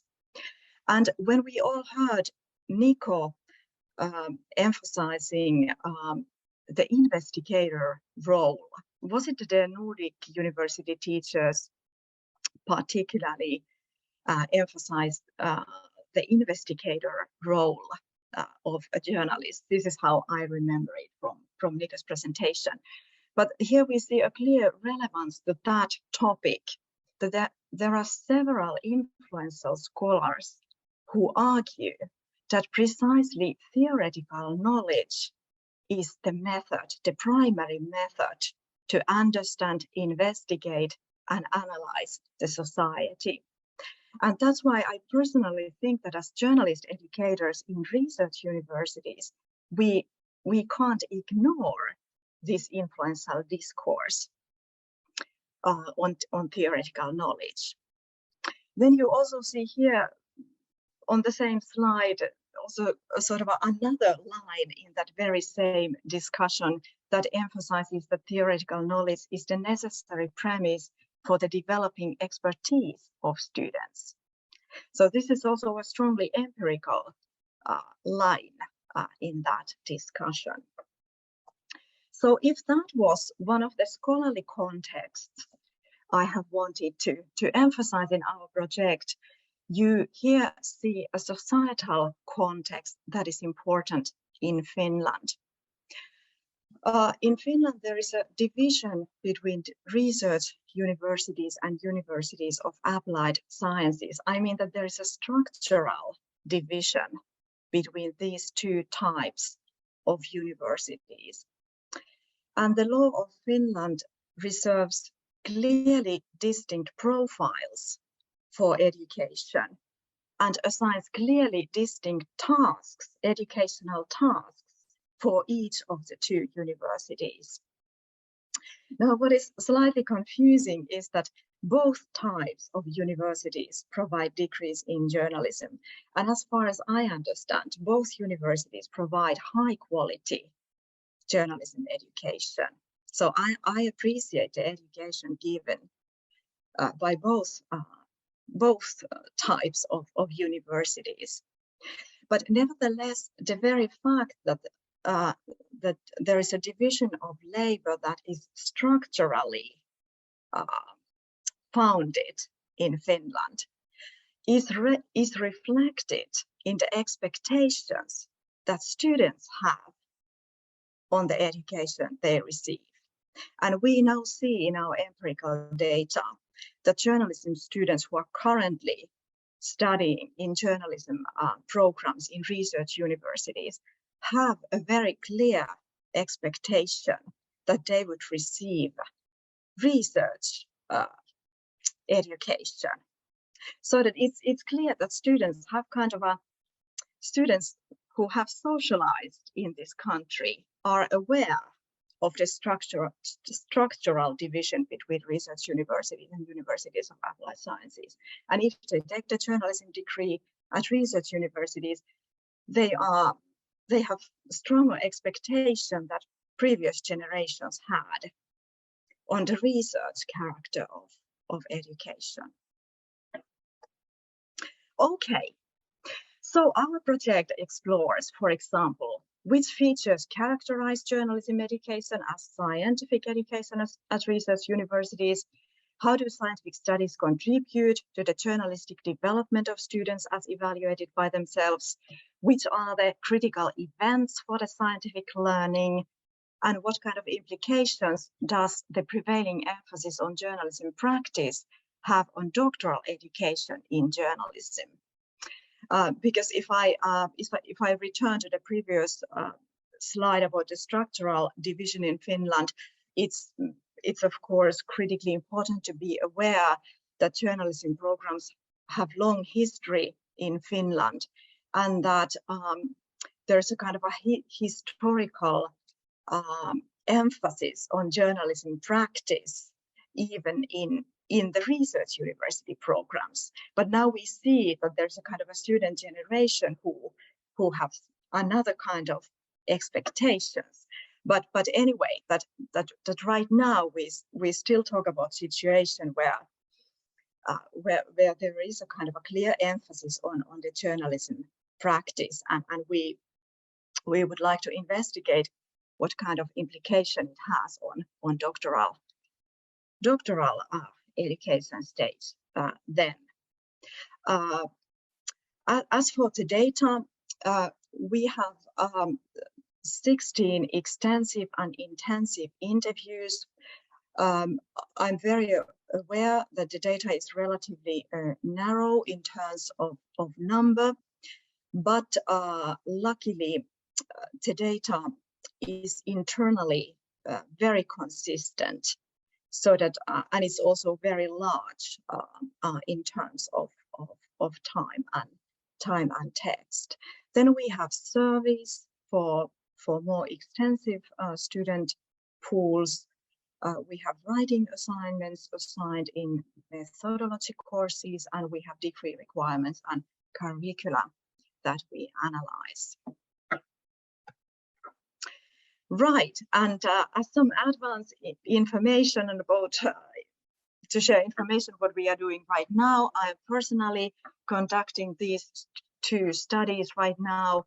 The first one addresses the engagement with knowledge by research university journalism students, and the other addresses how studies in research university programs relate students to research. In both these studies, I'm using situational and socio-cultural frameworks. This means that I am not testing the journalism students. No psychological tests are being made. Students are not profiled psychologically. Instead, the emphasis is on the journalism programs as learning environments, as experienced by the students. through such a research design, I have actually wanted to show respect to the strong teaching of journalism practice in these programs. And I have wanted to investigate the research and science side of learning and studies with such a research design that all the time kind of addresses also the practical side of studies. Then there is one more study being conducted currently by colleagues Tessa Horila, Mariana Langinoja, and Katja Lehtisaari. And in this study, the special emphasis is on the development of scientific thinking. As everyone understands, I can't reveal and I can't publish research results before we have articles peer-reviewed and published. Neither will I reveal details of research designs, but I would like to share some basic outline of emerging results. First of all, as a general condition, we see clearly that the large space given to journalism practice in the degree studies has major implications on the scientific part of studies. First, and perhaps most importantly, the degree studies in journalism unfortunately don't seem to build into a coherent theoretical knowledge structure, which is an important outcome for any university degrees. Second, students also mainly stay outside research practice. However, the extensive thesis seminars and thesis writing are critically important learning events for journalism students and seem to change how they see research and how they see also their own identity as journalists. That students, once they have completed thesis seminars and completed their thesis, they begin seeing themselves as more research-oriented journalists. This is a very positive side, of course. And similarly, the studies seem to robustly equip most students to apply scientific thinking as an ethical, reflective method in journalistic work. So overall, as a tentative outline of results, we see that the journalism degrees in Finnish research universities seem to be stronger in the way they teach and enable learning of scientific knowledge than they are in the teaching and learning. Sorry, now I made a horrible mess. I mean that the programs seem to be stronger in how they facilitate the learning of scientific thinking, and that the programs seem to be, there seems to be more challenges in the way that the programs teach and facilitate learning of scientific knowledge. Thank you very much for the opportunity to speak to you about our project. And you are all cordially welcome to get in touch with us. We have an active blog, but unfortunately we post in Finnish. We also have a very interesting closing seminar coming in December, but again, it will be held in Finnish. You'll meet me in Ikria in a few weeks' time if someone wishes to talk with me there. I'm also active in IEMCR, and you'll find me on Twitter, and you can of course always email to me. So I'd be very happy to be in touch with you. And thank you once again for this morning's meeting. It's been really, really, really important for me. So thank you, Marit, and all of you. Thank you, Lena. Thank you for highlighting a very important question as well to all of us. And I think the Finnish situation is a bit, looks like a bit different when looking from Scandinavia because of the dual system. The model of research universities and then universities of applied sciences, which are called yrkeshögskolor in Swedish. So do you think that this dual model has pushed the research universities to emphasize their academic ingredients in journalism education even more than perhaps what's being done in the other Nordic countries? That the research universities, as you said, that the students have specific expectations about research education that they want and they need to distinguish from the universities of applied sciences, who in their turn try to become more academic and formalize, make their education more systematic and more research based. But there needs to be some kind of a difference because this is a dual model. So yeah. Well, yeah. And I won't, thank you very much for the question. And I can't answer on behalf of the universities themselves. We have Panu here who is entitled to answer that. But as a researcher, I can only say that a kind of a societal expectation has been created in Finland about the distinct profiles between these two types of universities. And now it seems that students are increasingly aware of the dual model and about the expectation. So I'd like to say that the kind of a society is gently pushing perhaps journalism educators in Finland to kind of articulate where they stand. But as I said in the presentation, that historically also the research university programs have strongly emphasized journalism practice, and you don't change anything. You don't change that overnight. So clearly we talk about a longer process, and the universities themselves are the key parties to negotiate and decide over their issues. So, but it's interesting that. Yeah, how I see it in journalism education, it might be present that the broader context you presented. But I was just a personal reflection before giving the screen to Panu. I also think that there is no such hard internal division within the discipline as, for example, in Sweden. It's journalism studies and it's media studies, MKV, media och kommunikationsvetenskap. So it's quite distinguished. While in Finland, I see no clear distinction.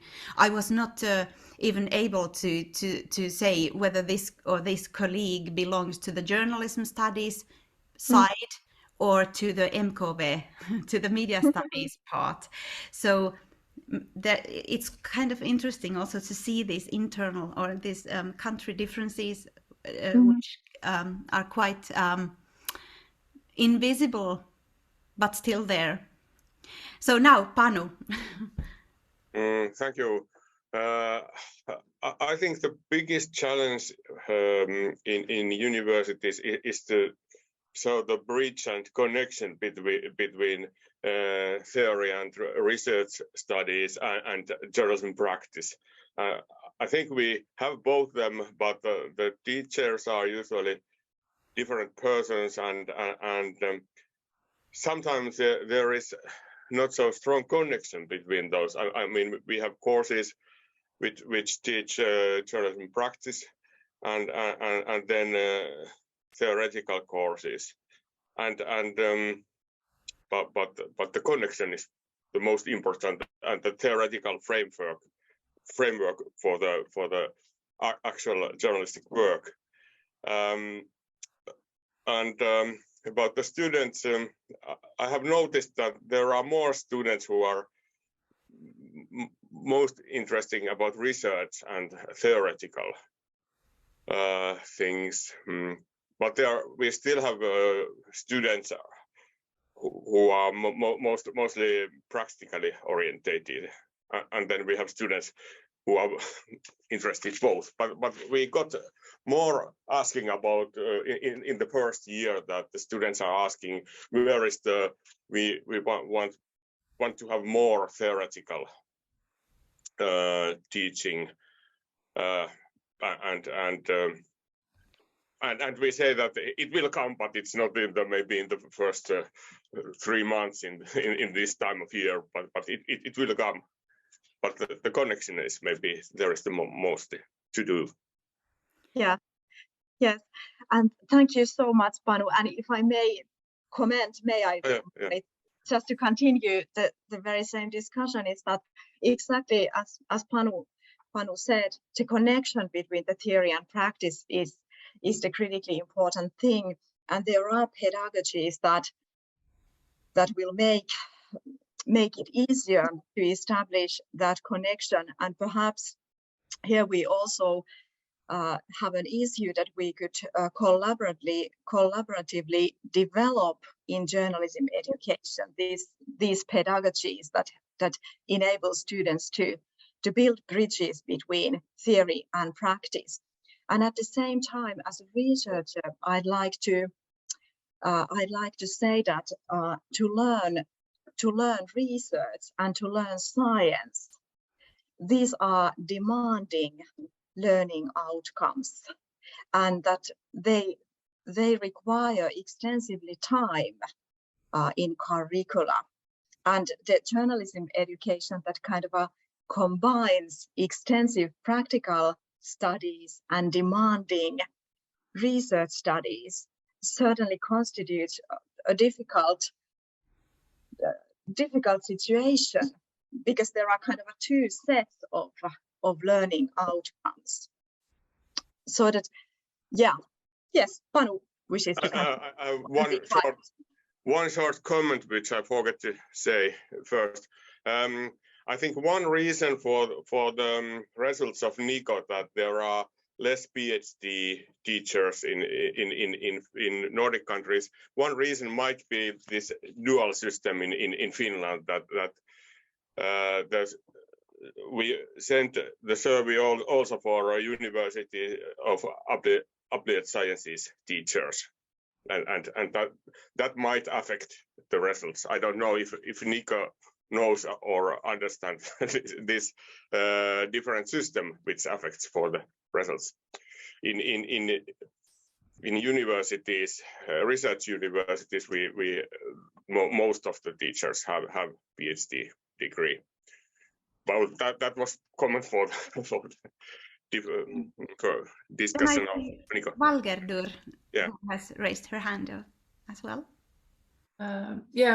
Thanks for a really interesting presentation and an interesting discussion.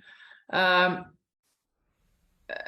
find it intriguing to hear that Finnish journalism students are actually asking for more theory, because that is not my experience.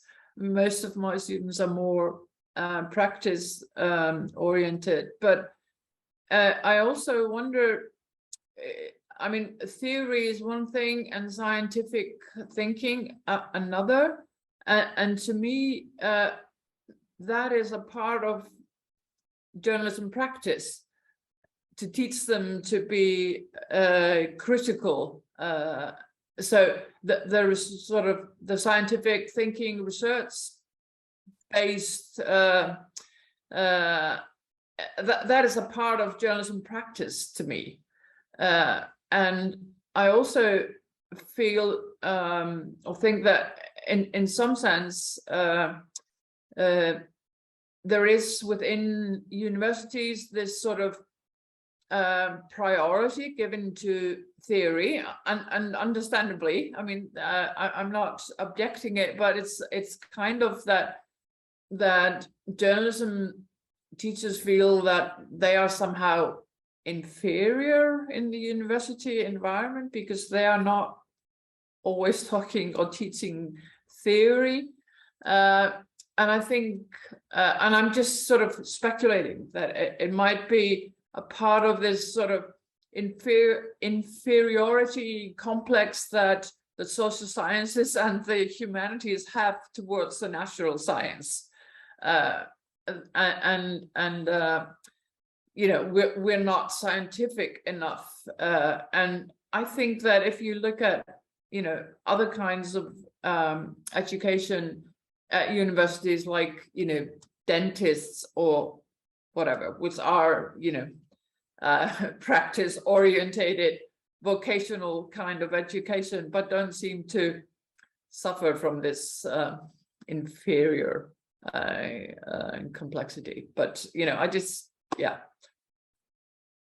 I'm just sort of wondering, but I find this a very interesting discussion. Thank you, Valgerður. I think we can recognize that at all departments. Do you want to comment, Lena?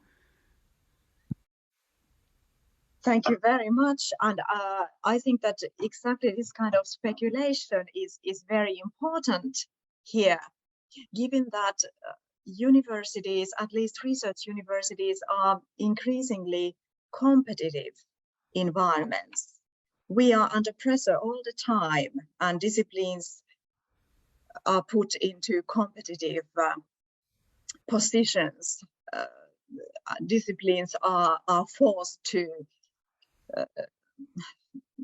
there are kind of a forced unions in new degree programs and all that, which has emphasized also the kind of identity negotiation in all disciplines. So I think that you, Valgerður, articulated very important speculations that we indeed have to keep going. I think I also had another comment, but I forgot it, so I'll wait until it emerges again. But thanks. Thank you, Lena. To conclude, do you have any simple solutions, simple best practices to share from the Nordic countries, how to integrate the theoretical and the practical? Any course modules or experiments or pedagogical practices where this has been done successfully? Did you ask me or all of us? I was asking everyone, basically everyone who has heard about or maybe personally tested a practice that worked. I guess many of us are integrating research methods into methods of reporting, like doing some kinds of big data experimentations in the training newsroom, like trying really hard to take the scientific methods and scientific thinking into the newsroom work. That's not very common in the regular newsrooms, but is possible in the training or in the pedagogical newsrooms. Stefan, you have a comment. Yeah, or actually, well, an example of sort of trying to bridge this theory with practice. And I guess it's, I think I've tried it a few times, but it's always been with academic work that has a very sort of practical element to it, because then it's more easy to convert it and use it in the classroom. So my most recent example is an academic journal article that I did with a colleague from Copenhagen on the profile genre. So doing profiles, but doing it in a way that is very much rooted in also drawing on yourself and the whole relation between the journalist and the person being profiled. So building on a sort of relational, interactional aspect in the profile creation. So that was kind of a journal article that we did for a journal called Persona Studies, which is an Australian journal. And it was an analysis of 3 profiles of the Danish poet Yahya Hassan. Maybe I don't know if you know him, but he was kind of a radical figure and hard to profile. And these 3 reporters did it in different ways, where they sort of included their own prejudices or their own hardships in profiling Yahya Hassan. So building on that analysis, we sort of created not a model, but at least some kind of a hands-on guide in using yourself, applying yourself as a reporter when doing profiles, and especially maybe when profiling people that are hard topics in a way. And now I'm coming to my point. Well, then we tried to apply that in this sort of classroom setting, and sort of trying to make the journalist students try out this approach. And I don't know if it was sort of completely successful, but it was at least an example of sort of building on an academic paper, some academic work, and putting it into a classroom setting. But as I mentioned, I think it's the few times that I've tried it where with some success has always been where the academic work has a practice element sort of built into it. And I'm curious to know if that's just me, or other people also have experiences with less sort of hands-on built-in elements in their academic work. But at least that was, one example. Thank you. A very interesting example. And I think we can talk about these examples later in this afternoon. I'm afraid we need to go further because we are very much running out of time. Thank you, Lena. And next it's Hege's turn. Hege Lamark from Nord University, Norway, is going to talk about the mentorship program they have had and a research project related to that to create connections to the media industry. And this talk will be given in Norwegian. Ja, hei. Her skal vi skifte språk og perspektiv. Jeg sitter og klør etter å diskutere forhold mellom teori og praksis innad på universitetet, men utvide perspektivet og tenke mer på forholdet mellom universitetet og det yrkesliv og den bransje som vi utdanner journalister til. Jeg er bedt om å snakke om vår mentorordning. Jeg har bare behov for å si at den er en viktig del av et større prosjekt, så vi gjør mange flere tiltak for å gi studentene en følelse av hverdagen i redaksjonen, rett og slett for å gjøre vår utdanning mer relevant for arbeidslivet. Mentorprogrammet er et tett samarbeid mellom vår bachelorutdanning i journalistikk, her representert med Birgit Røe Mathisen, nummer 2 fra Høyre, som leder den utdanningen. Så er det Nordnorsk redaktørforening, representert ved mannen til Høyre, Steinulf Henriksen, som leder den. Det er en regional del av Norsk redaktørforening. Og så samarbeider vi med mediehus nord for Trondheim, her representert med noen mentorer, han med kaffekoppen og han som sitter i midten med ryggen til, og studenter. Dette bildet er tatt fra en stor presentasjon vi hadde på den nordnorske journalistkonferansen Svarte natta i Tromsø. Vi vet ikke noen andre som har gjort akkurat det vi gjør, nemlig vi rekrutterer og gir alle studenter på bachelorprogrammet en egen mentor når studenten er ferdig ved første studieår, altså ved starten av andre studieår. Det er i sannhet et samarbeidsprosjekt der redaktørforeningens rolle har vært veldig, veldig viktig på det å rekruttere mentorer og forankre dette prosjektet på arbeidsgiversiden. Det har vært helt avgjørende. Så her er representert med analoge, fargerike konvolutter. Det foregikk selvfølgelig ikke sånn. Det foregikk sånn at invitasjonen ble sendt ut til alle medlemmer av Norsk redaktørforening i nord. Dette Tonje, en av de studentene som hadde en mentor I fjor. Hege, ja? jeg tror ikke, vi ser ikke presentasjonen din, eller jeg ser den I hvert fall ikke. Oi! Marit, hvorfor gjør vi ikke det, skal tro? Takk for du sa fra. Ser du nå? Ja, men ikke I fullskjerm. Skal vi se. Og vi som har testet, så. Ser du nå? Ja. Dette var første bilde, bare for å plassere prosjektet inn I en sammenheng. Og her var det disse personene jeg snakket om fra Svarte Natta-konferansen, og den invitasjonen. Så høflig dere eller kanskje det ingen som legger merke til at jeg snakker om fargerike konvolutter, og ingen sier fra at de ikke kan se det. Vel.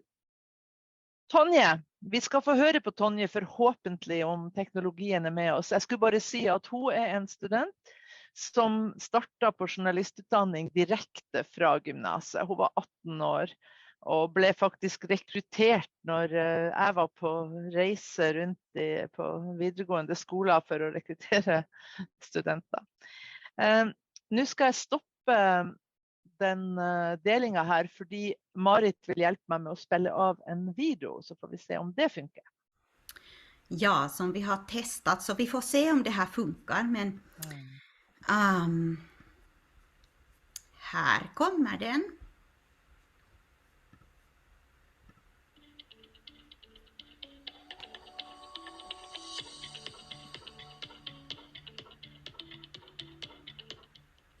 Hei, jeg heter Tonje, og jeg studerer journalistikk ved Nord universitet og går andre året.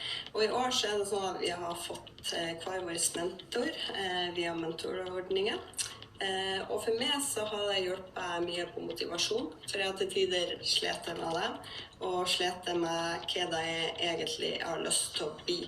Men da min mentor betrygget med at man trenger ikke finne det ut med en gang, samtidig som hun har hjulpet meg til å faktisk bli litt mer sikker på at det journalist jeg vil bli, og at det finnes veldig mange retninger innenfor det.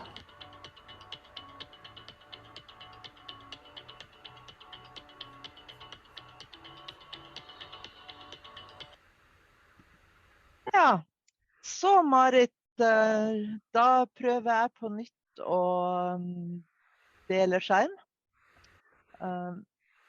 Sånn, skal vi se. Hva ser dere nå? Ja. Ja. Tonje, hun snakket på nordnorsk dialekt, som sikkert utfordrende for flere her.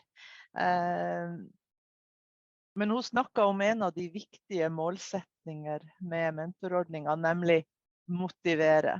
Motivere journaliststudenter til å fullføre studiet, motivere dem til å ha lyst til eller våge å bli journalist, og motivere dem til å ta jobb der jobbene og I Norge så vil det ofte si I lokale redaksjoner. Det kanskje annerledes hos dere.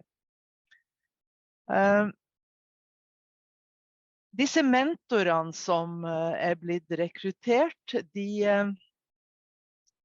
gis opplæring. Vi kjører en 2 dagers veldig intens opplæringsstartsamling. Første dag for mentorene under kompetent ledelse av denne dama, Elisabeth Østrem, som har jobbet mye med å lage mentorer for medieledere I Norge. Så hun leder opplæringen av mentorene. Neste dag så kobles de sammen med sine studenter, og så har vi en lang dag der student og mentor avklarer forventninger til hverandre og til rollen og blir kjent. Da. Og et veldig viktig poeng I denne opplæringen, det at mentorenes viktigste jobb å lytte til det studentene ønsker å ta opp med dem. Altså, de skal ikke være for raske med å ha riktige svar eller komme med råd om hvordan du, studenten, bør gjøre ting. Vi bruker tid på å forklare at mentorrollen skiller seg fra mange andre roller. Mentorene skal ikke være reservelærere eller heller ikke praksisveiledere. De skal være en sparringpartner for disse unge menneskene som på vei inn i yrket. Noen fakta. Disse bildene fra den første startsamlingen i fjor høst.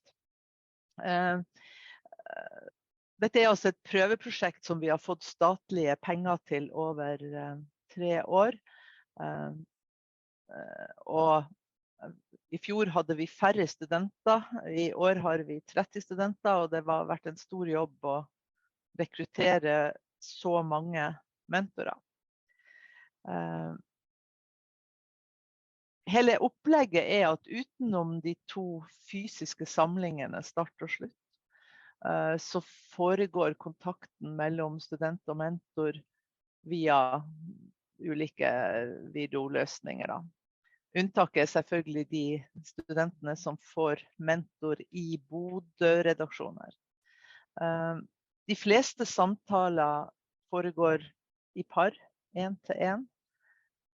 Men vi har også utviklet noen gruppesamtaler som jeg skal komme litt tilbake til. Et veldig populært innslag i denne ordningen at i løpet av den perioden studentene har mentor, så får studenten lov å reise på besøk til mentorsredaksjonen. Altså lov har de selvfølgelig, men de får finansiert en reise til mentorsredaksjonen, og det det veldig mange som har benyttet seg av. Vi har lagt mye jobb i at mentorordningen ikke skal være utenfor og på toppen og som en belastning utenom studieprogrammet. Så vi jobber hardt med å integrere dette i kursene. Via seminar, ulike arbeidskrav, også for å stimulere studentenes refleksjon. Så den der lille videosnutten med Tonje, det var et sånt arbeidskrav i et kurs om flermedial reportasje, der det ble laget noen sånne videoer. Det her jo nytt. Vi visste jo ikke helt hvordan det kom til å gå da vi startet, så jeg prosjektleder for mentorordningen og for prosjektet som sådan, og jeg har brukt veldig mye jobb sammen med en kollega til å følge opp og finne ut hvordan går det, og hva må vi justere på. Og jeg har også opplevd en enormt stor interesse langt utover journalistutdanning for å høre hvordan det her foregår. Jeg har snakket til norske journalistutdanninger og norske presseorganisasjoner og i ulike universitetssammenhenger. Høgskolen i Volda, journalistutdanningen der, har deltatt på seminar, og vi hadde altså en stor presentasjon på den mediekonferansen Svarte natta. Det var nok veldig viktig, for der ble mentorordningen veldig godt tatt imot av pressefolk. Sånn at det var mange som meldte seg som interesserte etter å ha hørt på oss der. Pengene til innenfor prosjektet, de rekker ikke til flere år med mentorordning, men det pågår et arbeid med å gjøre dette til en permanent del av utdanningen. Og Redaktørforeningen har mer enn antydet at de kan være villige til å delfinansiere og skaffe penger hvis universitetet administrerer og driver, for å si det sånn. Selvfølgelig så går ikke alt som en lek, selv om det ser lekent ut her. Bildet fra sluttsamlingen på det første programmet, altså de som hadde mentor i en periode så langt som et svangerskap, fra september og frem til mai. Det var for så vidt ikke noen overraskelse, men det klart de fleste mentorordninger, det noe eksklusivt. Det noe som folk søker på, og de beste blir valgt ut. Det har dere sikkert vært borti. I denne sammenhengen så mentor noe som på en måte tildeles enten studenten ber om det eller ikke. Så det jo ikke noe sjokk at vi opplevde varierende motivasjon hos enkelte studenter. For min del så må jeg si at jeg også overvurderte studentenes evne og vilje til å planlegge seg selv. Hele mentorordningen hviler veldig mye på at det studenten sitt initiativ. Det studenten som skal definere hva han har lyst til å snakke om. Det studenten som skal ta initiativ til å gjøre avtaler og sånn. Og det går jo ikke like godt for alle. Særlig så var det komplisert å få gjennomført disse gruppesamtalene som var viktige for oss. Så vi har gjort noen justeringer. Prosjektleder Lamark møter studentene til motivasjon og oppfølging. Nå mer systematisk. Vi har også satt av tid i timeplan, studieplan, der det står mulighet for mentorbesøk, for eksempel, på noen punkt. Og vi har ikke minst etablert disse gruppene bedre. Jeg skal vise dere noe her. Dette bildet fra bare noen uker siden, da vi satte i gang 30 nye mentorpar. Og der vi etablerte sånne grupper med 3 mentorer og 3 studenter. De jobbet da med denne oppgaven, rett og slett. Først studentene for seg, og så mentorene for seg, og så sammen. Hvordan kan denne gruppa bidra til redaksjonenes samfunnsansvar, eller mer, for å si det litt mer helhetlig, bidra til at lokale redaksjoner opprettholder sin samfunnsrolle på en god måte. Det nemlig et av de overordnede mål i hele prosjektet redaksjonell relevans. Det andre målet jo hvordan kan journalistutdanninga henge med og opprettholde sin relevans som utdanning.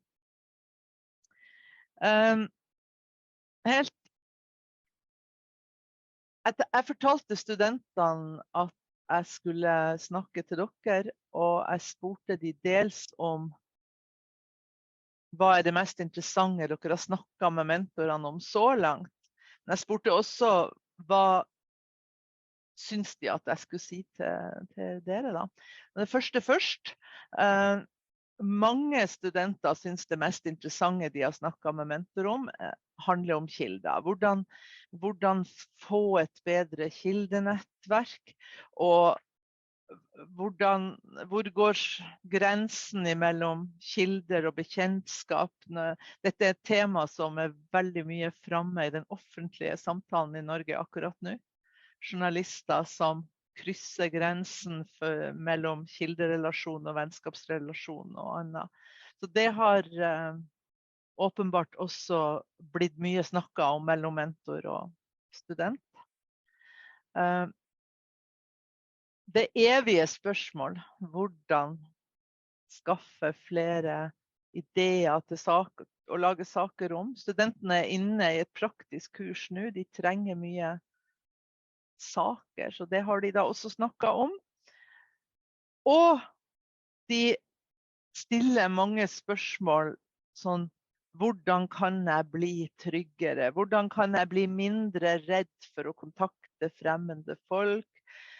Hvordan kan jeg vite at jeg i stand til å bli en journalist? Hvordan bli trygg i rollen som journalist? Veldig mange sånne personlige stikkord. Innholdet i samtalene fortrolig, sånn at jeg vil aldri kunne gå dypt inn i hva de nå faktisk har snakket om, men det det studentene sier. Og på det andre spørsmålet, hva skulle jeg si til dere, så fikk jeg 2 råd. Det ene var at det var viktig at jeg fikk fram at mentor-student en toveiskommunikasjon. Det ikke sånn at mentoren skal prakke på studentene ganske mye. Dette en relasjon der begge lærer. Derfor også mentorrollen ulønnet.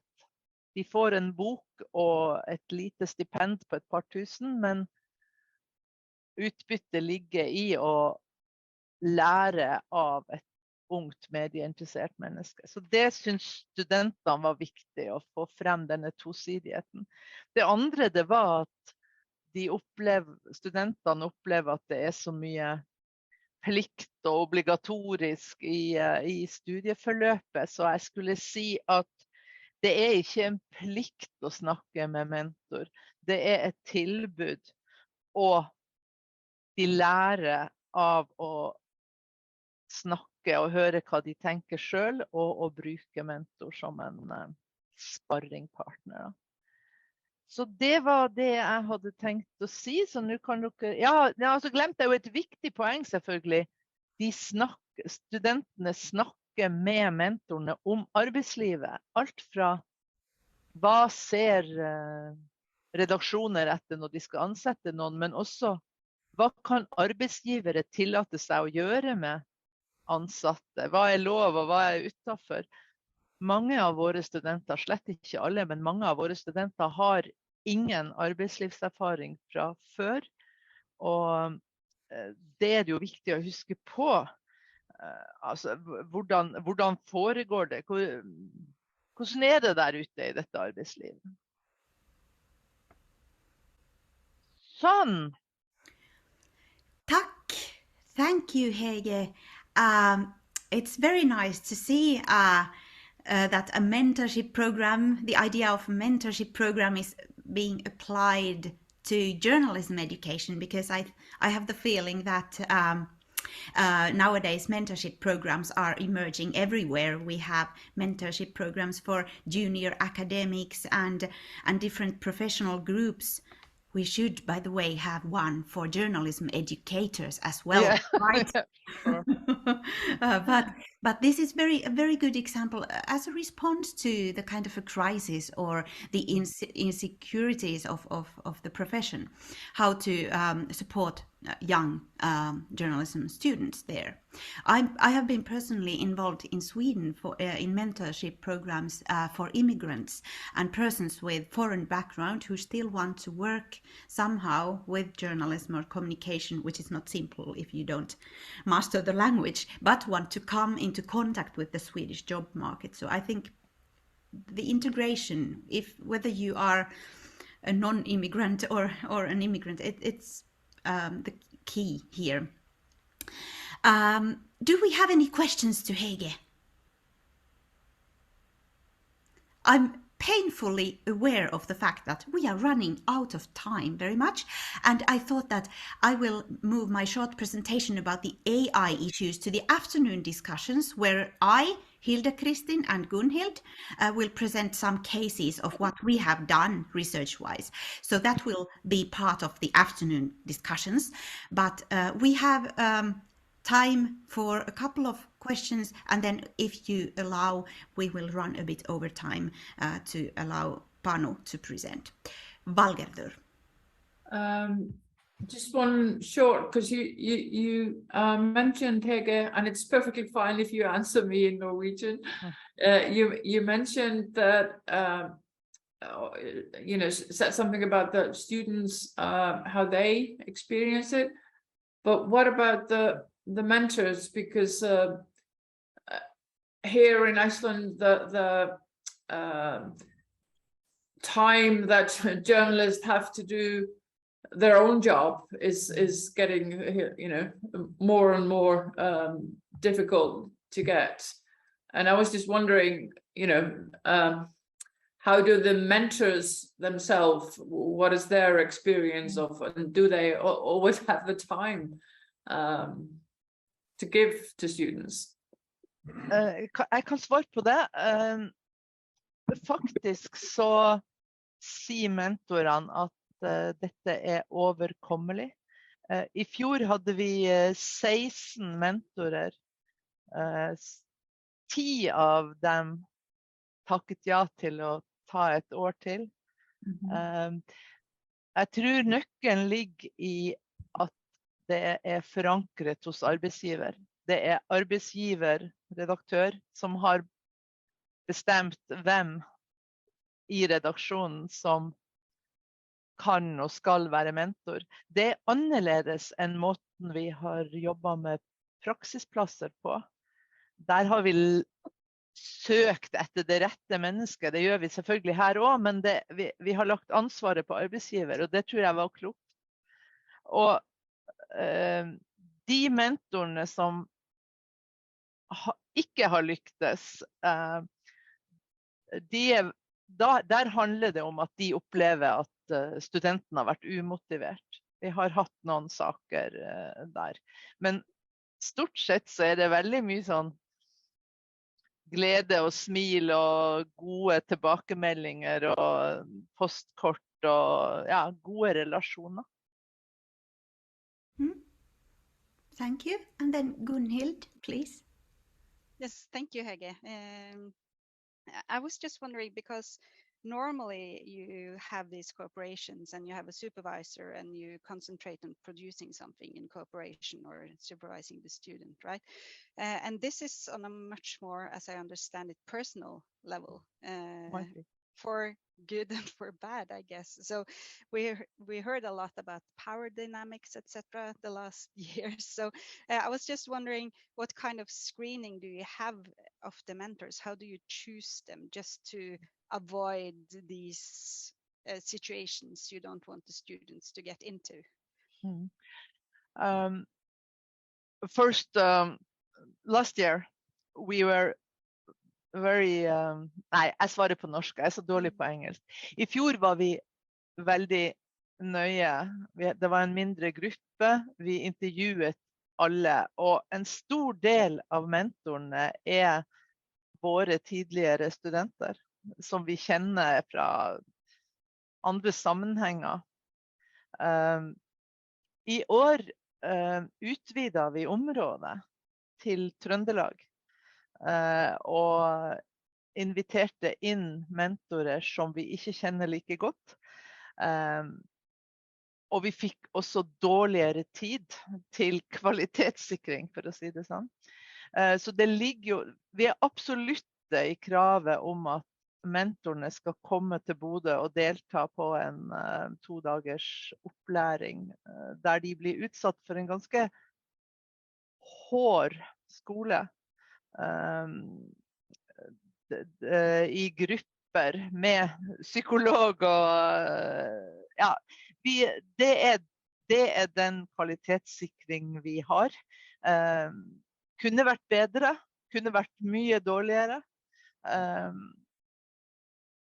Så jeg vet ikke om det var et sånt passe svar. Så til det du sa om at dette er mer personlig utvikling, ja, kanskje. Jeg tror det vil variere veldig med hvor studenten er i sin utvikling. Vi har noen unge, ganske umodne, uferdige studenter som kanskje er veldig fokusert på at mentor skal hjelpe dem å redigere video, eller lese over den artikkelen de skal levere til vår nettavis. Det er ikke forbudt, men vi signaliserer at det er kanskje ikke der du skal ha mest utbytte. Mentoren er ment som noe annet, men det er helt opp til studenten. Det er studentens tid, det er studentens tema. Så får de nå snakke om det som de er i stand til å snakke om. Men de fineste historiene jeg har hørt handler jo mye om sånn, hvordan takle stress, hvordan forstå at bra nok er bra nok, hvordan våge å søke på en jobb,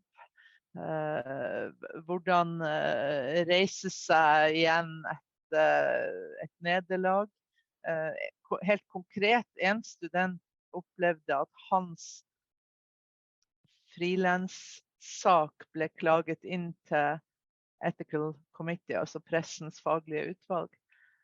Den ble ikke felt, men for den studenten så var det godt å ha en mentor i en annen redaksjon som han kunne sparre med uten å se oppover til sin egen redaktør. Da. Så det var jo sånn som vi ikke kunne planlegge for. Så det var godt. Intressant. Och att skapa ett mentorsnätverk, det kan väl också anses som ett sätt att hålla kontakt med alumni. Att skapa ett starkare alumni-nätverk. Jättebra. Now we'll switch into English again. Thank you, Hege. Thank you very much. And then it's Panu and News Games. Panu Uotila, News Games as a method of teaching journalistic storytelling. Please. Thank you. I try to be very, very fast because we are running out of time. I have an example of how to combine teaching and research. University teachers and journalism teachers have not so much time to do research, so this is one possibility to make research about own teaching. So we planned, me and my colleagues, we planned a course of making news games, and the name of the course was News Games Project, and we planned an article at the same time. And the data for the article is the all material which came from the course.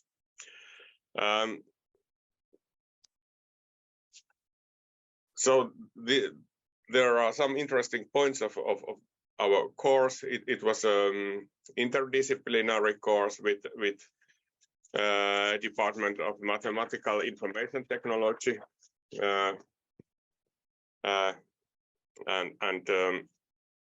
And half of the students were students from the computer sciences, and half of were journalists. And we had cooperation with newspaper Keski-Suomalainen, which published the news games. And it was well, we have got a couple of these courses and will be also in the future, but it's 15 weeks course. This course which we are reporting in this research, and in the beginning the students were introduced the basics of journalism for the mathematics students, and game design, project work, and project management for the journalism students. And the teams had to do news games and also journalistic stories, working together with the news games. And we. Every student have a specific role in team: project manager, programmer, content producer, and graphic designer, and so on. And this is at the same time the theoretical background is in pedagogical point of view. This is like problem-based learning, but also experiential learning, because students are not just solving the problems, but they are creating a concrete artifact and journalistic product which has to be also a good game. And it also co-learning, because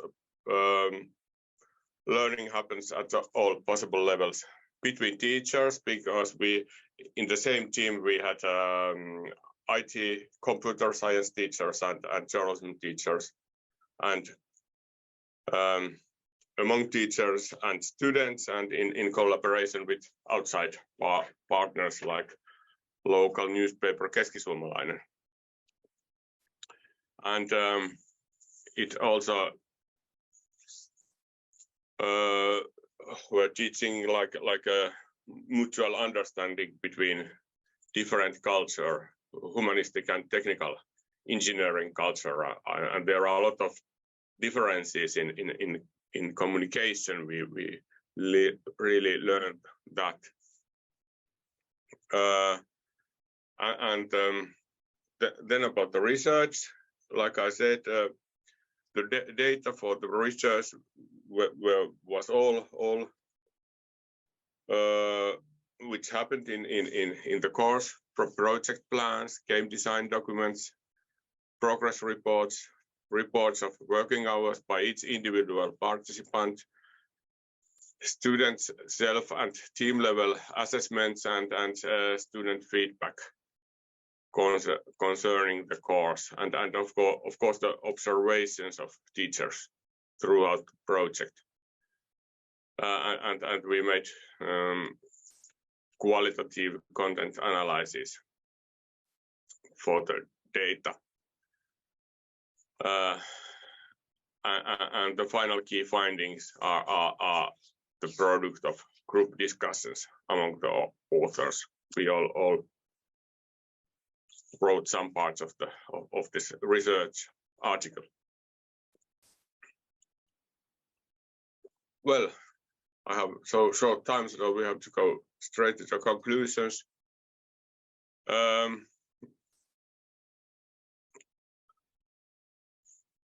The students found that first, these are conclusions about the newscapes, but they might be a way of illustrating difficult topics, as well as making them more interesting for different audiences, especially for those who are not so interested about journalism. And there are similarities between game logic and journalism logic, that both of them are trying to make sense of complex and chaotic world, like also, of course, research is try to do the same. But the problem was that the level of simplification was very strong for the demand of the game logic. Journalism students got difficulties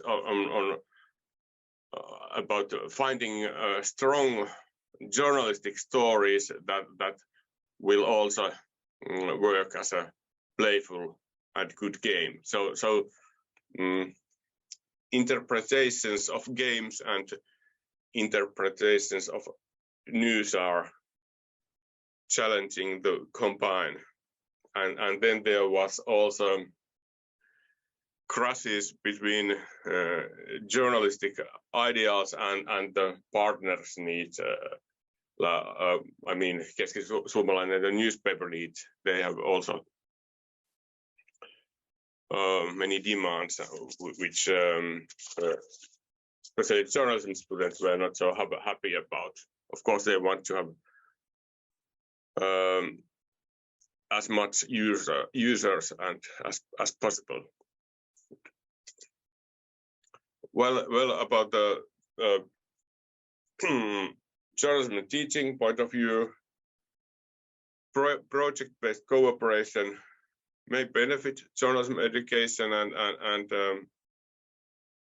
and students said that journalism students said that they have most difficulties, and they learned a lot about project work skills like scheduling, division of work, interaction between different cultures, working with teams. So for journalistic students, the project work skills were the most important thing. But the angle of view was different from the computer science students. They know more about project work skills before. They learned a lot of journalistic storytelling and logic of journalism and how to tell stories. And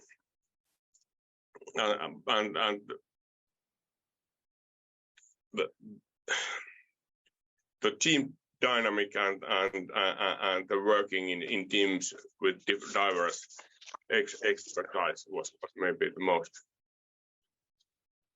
difficult thing, which they all both learned a lot, how to communicate with humanistic journalism students and journalists. But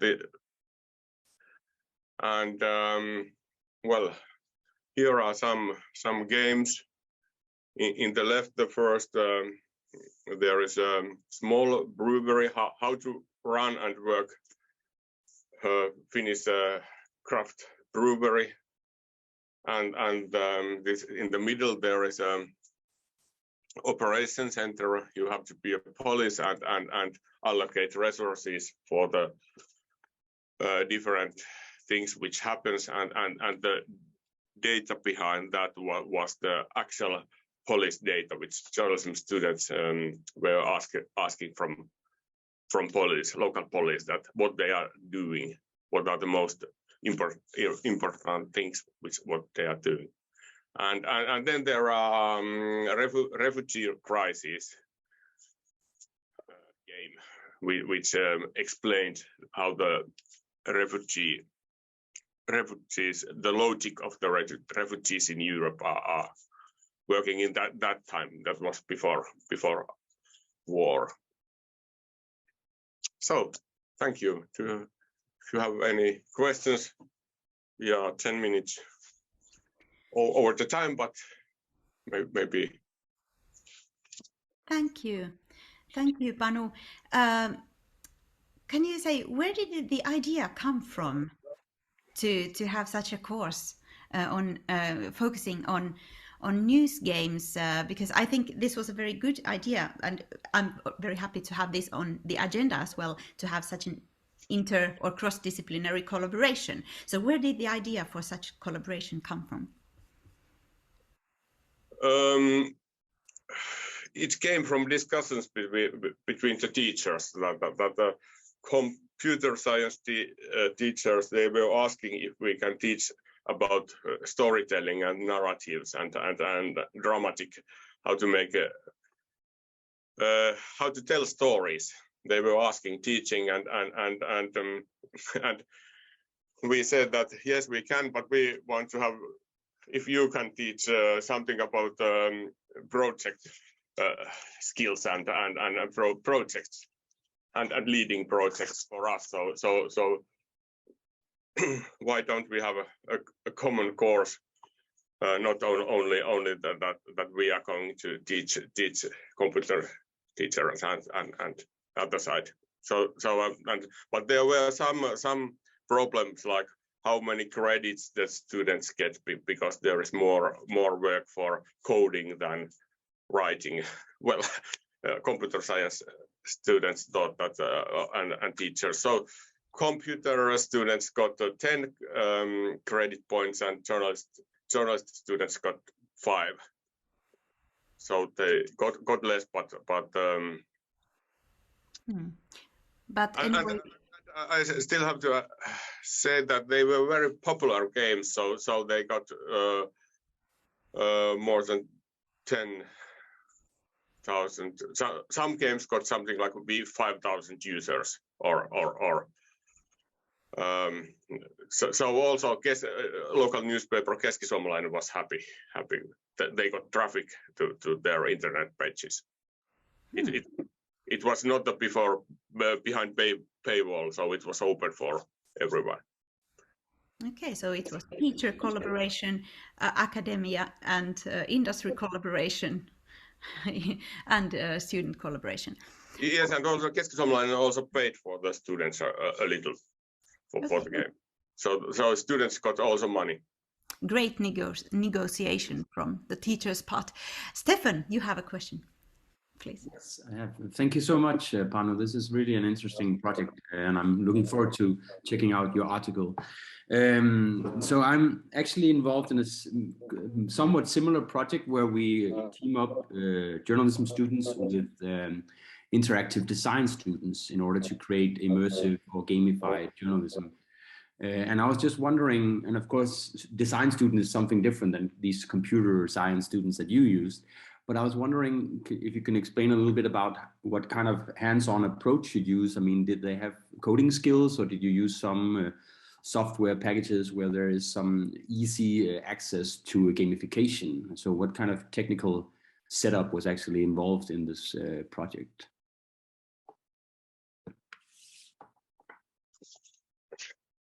I have to. They had some like of coding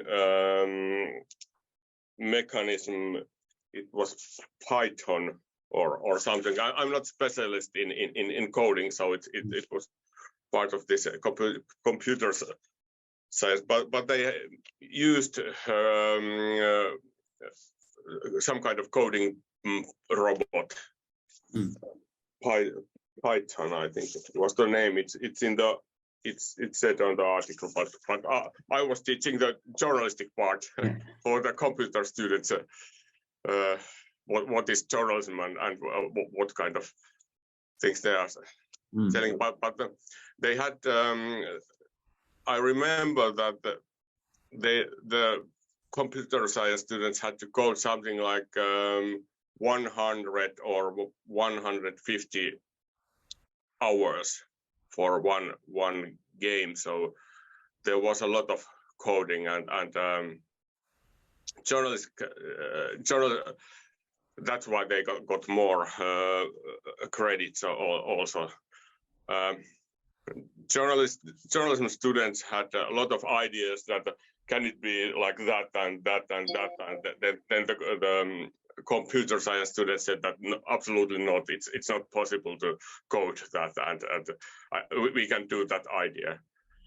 And the problem was that Keski-Suomalainen wanted that you can use it also in mobile phones, of course, because that's the way people are using journalistic content. So that was one difficulty, that to make the news game work in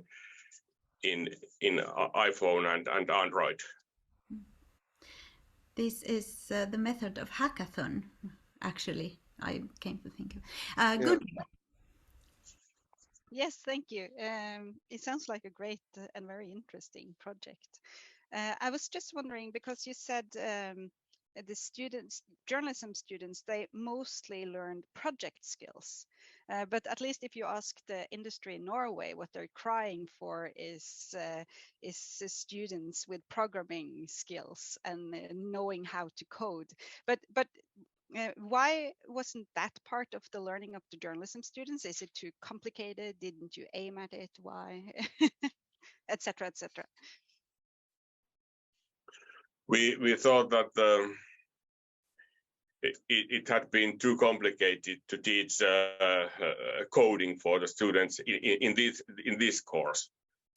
Journalism students can study coding in courses in computer sciences. There are special courses, and I know that media companies really want to hire journalism students who also can make the code. But inside this course, this was for master level journalism students, we thought that it got the focus too much for the technique, because this was the focus was in like work in teams and communicate with engineers and like that, and combine the logic of journalism to the logic of games. Yes, I can complement or confirm from other courses I have heard that to start by learning a programming language, Python, would not it would then be impossible to accomplish these kinds of news games if you start from right from the beginning. But maybe there's also a value in learning how to collaborate with those with technological background and how to use vocabulary that they understand, and these kinds of skills are quite necessary if you want to make even the computer science students who were third-year students, they said that it was quite difficult to make the code, and they are not. They said that they are not very proud about the code. That it's not so good that they wanted to, but. But thank you, Panu, for sharing a very interesting project. And thank you for all morning presenters and participants. These were really insightful, inspiring discussions because and we can take some ideas further to the second part of the day. What could we research? How? So please come and join us to develop research ideas with us in the small group discussions in the afternoon. We'll have an afternoon workshop part with small group discussions starting at 1:15 Scandinavian time. The same link available on the web page, and we'll meet you there. Thank you. Tack, kiitos, and see you in an hour.